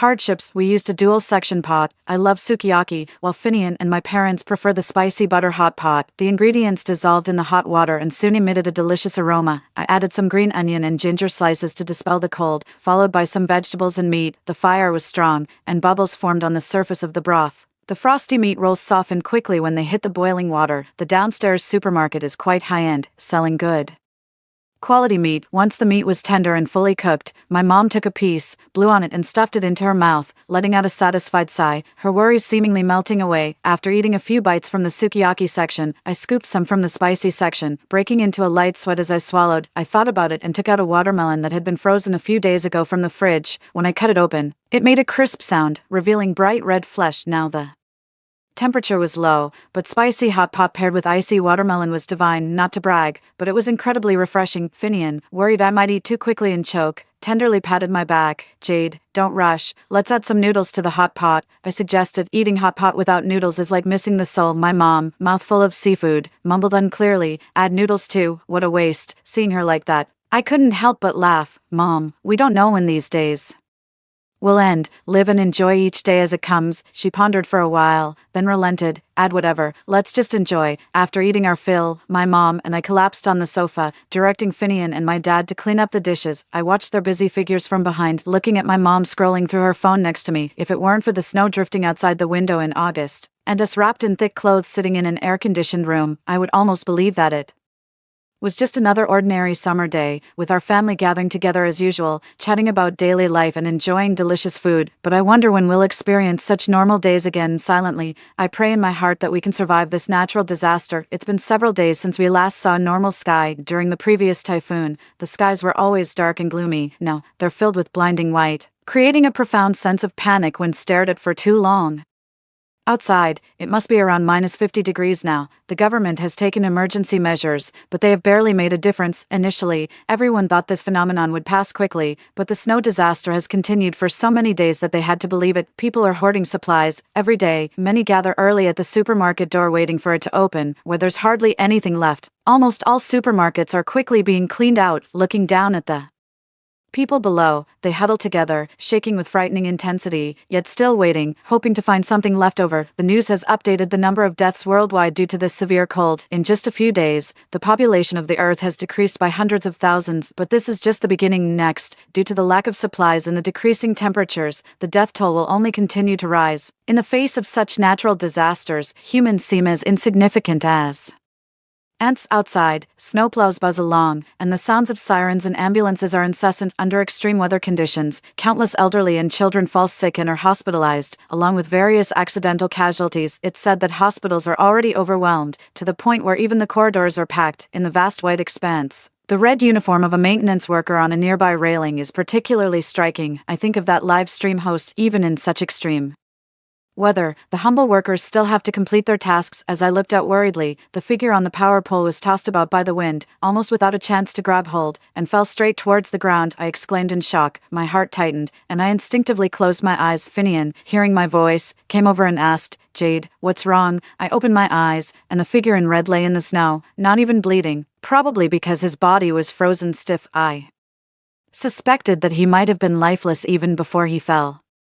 I just felt powerless, my heart filled with panic. On the 5th day of the extreme cold, the power suddenly went out. I knew there would be a power outage, but I didn't expect it to come so soon. At that time, I was awakened from my sleep by the cold. After waking up, I realized how unusually cold the room was. My whole body chilled as if I were lying on ice. I wrapped myself tightly in my blanket, instinctively curling into Finian's arms, belatedly realizing the power was out. Finian also woke up, sitting up to talk to me, his breath visible in the cold air. "The power's out," he calmly assessed, then pulled out thicker clothes from the wardrobe for me to wear. I glanced at my phone. It was just past 6, with a hint of dawn breaking. Better than nothing. I rummaged through the cabinet for a pre-charged lamp to light up, then headed out of the room. My parents were obviously also woken by the cold. My mom, wrapped in a thick down jacket, had a face full of worry lined with wrinkles. Why did the power have to go out now? Finian had already moved the stove and firewood out. Thankfully, we were well prepared. The cold had completely driven away my sleep, so our family simply gathered around the stove to warm up under the dim light. The sparks from the burning firewood leaped and twinkled. The numbness in my frozen hands and feet gradually turned into a stinging heat. Regaining some warmth, sure. The stove isn't as good as an air conditioner, but it was significantly better. I checked my phone. It was 6:30 a.m. During the summer, it would have been bright outside by now, but now, there was only a faint light outside and the bright reflection from the snowy ground. After the power went out, everyone became restless, and our residents' chat group exploded. How can anyone endure this power outage? I sent anyone managing this. Where's the property management? Does anyone have any supplies? My child is only 6 years old. He's starving. Please help us. The woman with a small child lives upstairs. She's a single mother and a kind person who has helped us many times. Every time she sees us, she greets us warmly, and her child is very well behaved. We've always had a good relationship. Seeing her message now also pained my heart. I discussed with Finian, maybe we should bring them some food. They are having a tough time. Finian saw the messages in the chat group too, and after thinking for a while, he agreed. "Jade, take some self-heating rice meals to them. We can't spare Much, but let's help. I quickly grabbed some food, and Finian, concerned, came with me. It was just upstairs, a quick climb, but the wind slicing through the stairwell felt like knives against my face, freezing my recently warmed body stiff and numb, my nose painfully cold, trembling uncontrollably outside. Gusts of wind were howling. I clenched my collar tightly, trying to block the cold air pouring into my neck. Upon reaching upstairs, to avoid drawing attention, I knocked softly on the door. The woman opened the door wearing 2 down jackets, holding her child. Seeing us, a faint, forced smile appeared on her pale, bluish face. I handed her the supplies, and her surprised gratitude was so intense she could hardly articulate her thanks, her voice trembling sharply. You guys are. I pressed my finger to my lips, signaling her to be quiet, and lied. We managed to snatch up some supplies and are sharing some with you. Take this quickly for your child. Her child's lips were turning purple from the cold, and if not for the faint breathing, I might have thought he wasn't alive. I couldn't bear to look any longer and turned away. Tears filled her eyes with gratitude. Thank you so much. I didn't want her to feel pitied, but my tone still carried a note of sympathy. Hang in there. Hopefully, we can all get through this. We will. We definitely will. Thank you so much. I waved my hand and quickly went back home with Finian, before we could even warm up.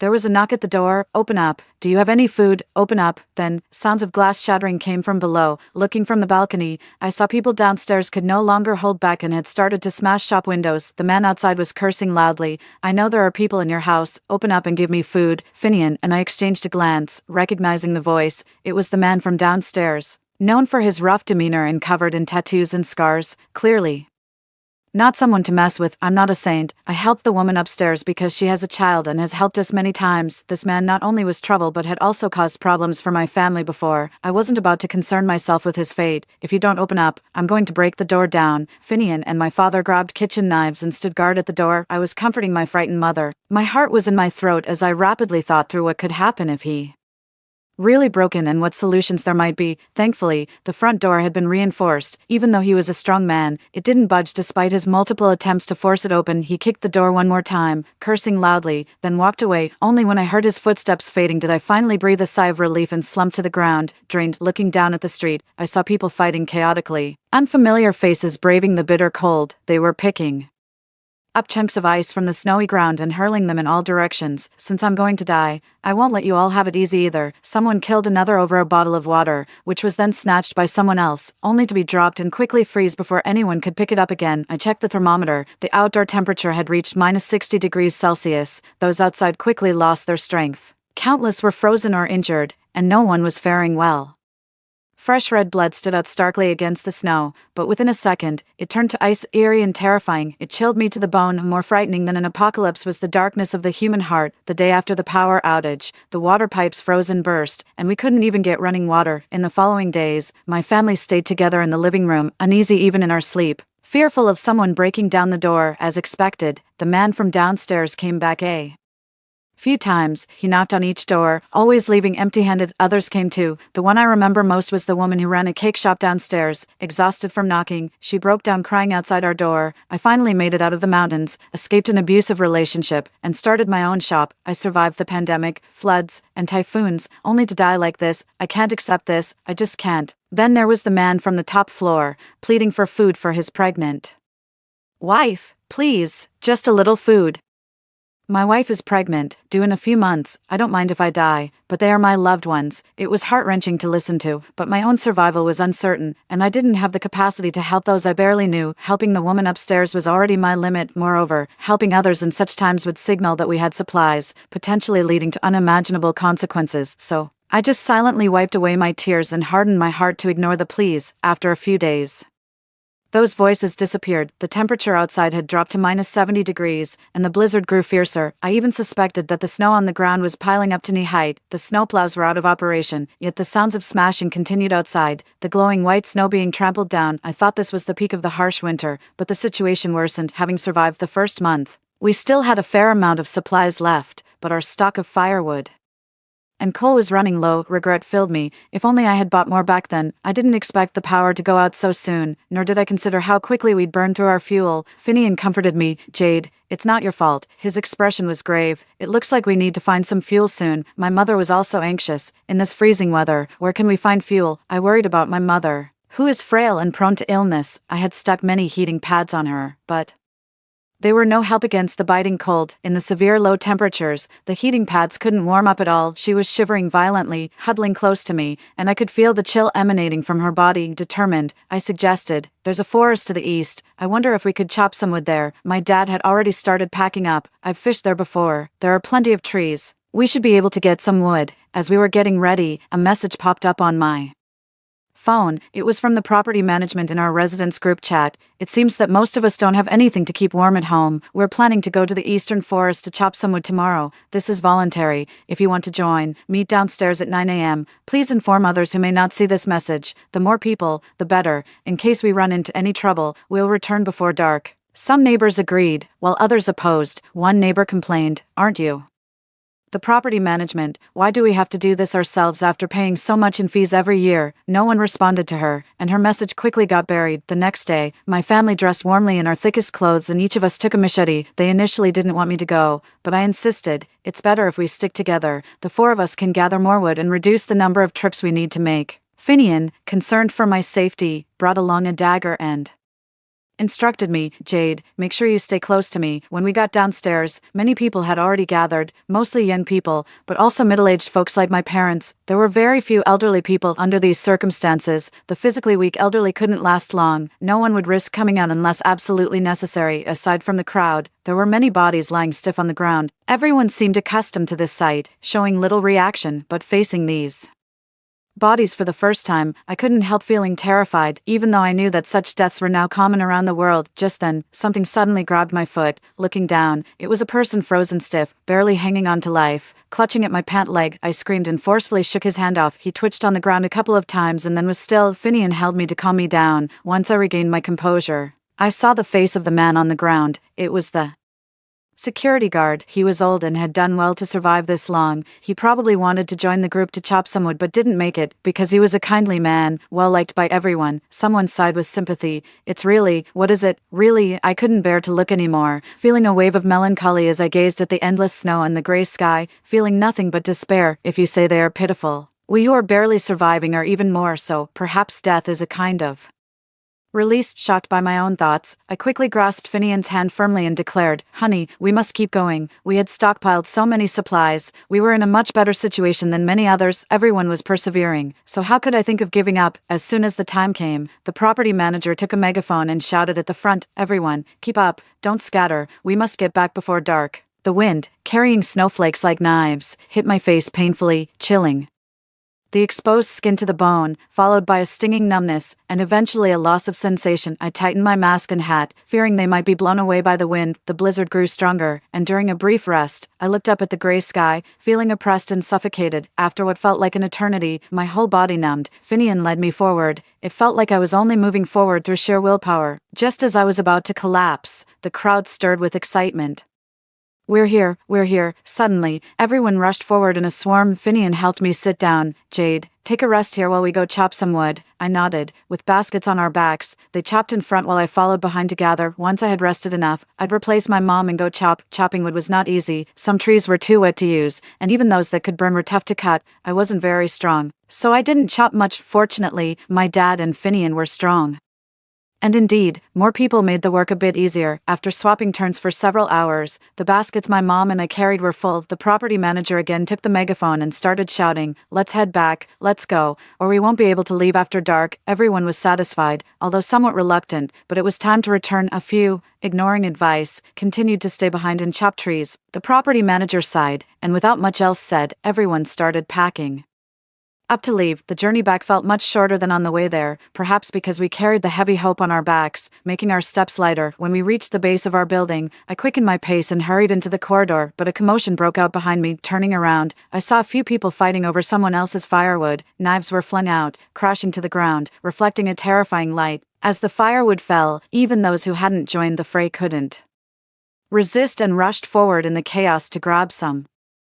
Finian covered my eyes. "Let's get back inside. We didn't want to profit from such turmoil. We just wanted to keep to ourselves." Luckily, we didn't live on a high floor, and most of the people were tangled up below, leaving the corridor relatively empty. We quickened our steps and soon reached our front door. I was just about to catch my breath, having taken off my hat and mask, when a dark figure in the corridor startled me. It was a neighbor. She lived alone, unwilling to do the physical labor of chopping wood, and waited by our door to pick up what she could get easily. The knife in her hand reflected her fierce expression. "Give me the firewood or I'll kill you." It was almost laughable that she thought she could confront the four of us alone. My dad and Finian exchanged glances, put down their baskets, and drew their wood-chopping knives. She raised her knife at us and charged, but Finian, quick as a flash, kicked it out of her hand. The knife clattered down the stairs, striking the stone steps. Seeing her sneak attack fail, she began to make a scene. "Have you no conscience, bullying a single woman?" She lunged to grab our firewood. She tripped over the machete I had left on the ground. Losing her balance, she fell straight down the stairs, landing on the knife and also hitting her head against the wall. With disbelief widening her eyes, she coughed up blood and stammered, "You."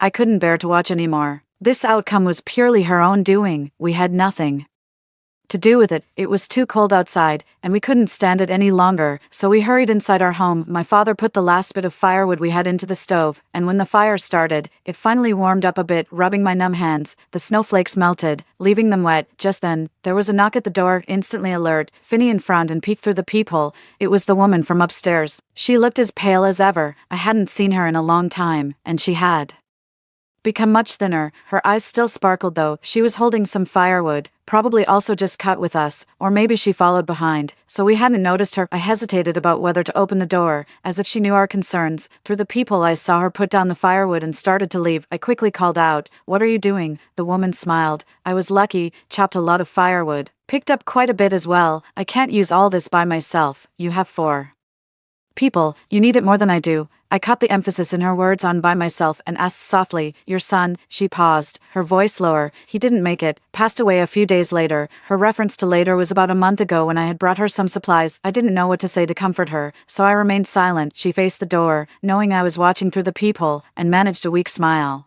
"Don't worry about me." My 2 neighbors fought over each other's food and neither ended well. They died the next day without any medical treatment. Fortunately, their house still had quite a bit of supplies left. I managed to get some of those. It's enough to keep me going for a while. "I came to thank you for the food you brought last time. It saved my life. Otherwise, I wouldn't have survived this long." My heart felt a pang of sorrow, nearly bringing me to tears, as I choked out a thank you. After the woman left, Finian opened the door and brought the firewood inside. While I stood there, watching. Even in these apocalyptic times, true kindness exists. The goodwill I showed her was returned in kind. We were already conserving our firewood, but it quickly ran out. My dad wanted to chop more, so he asked around in the group chat, but only a few people responded. The property management was nowhere to be seen at the gathering, including us. There were fewer than 20 people left, with water, food, and power all cut off. Surviving this long was already at our limit. The outdoor temperature had dropped to -80 degrees. It was unbearable. After the last batch of firewood was used up, we opened the remaining self-heating hot pots. After finishing the hot soup, we knew our final moments were approaching. The whole world was frozen, covered with snow and scattered with bodies. Finian and I huddled together under thick blankets, numb from the cold, like always. Finian kissed me. "Sleep, Jade." I snuggled into his arms, expressing my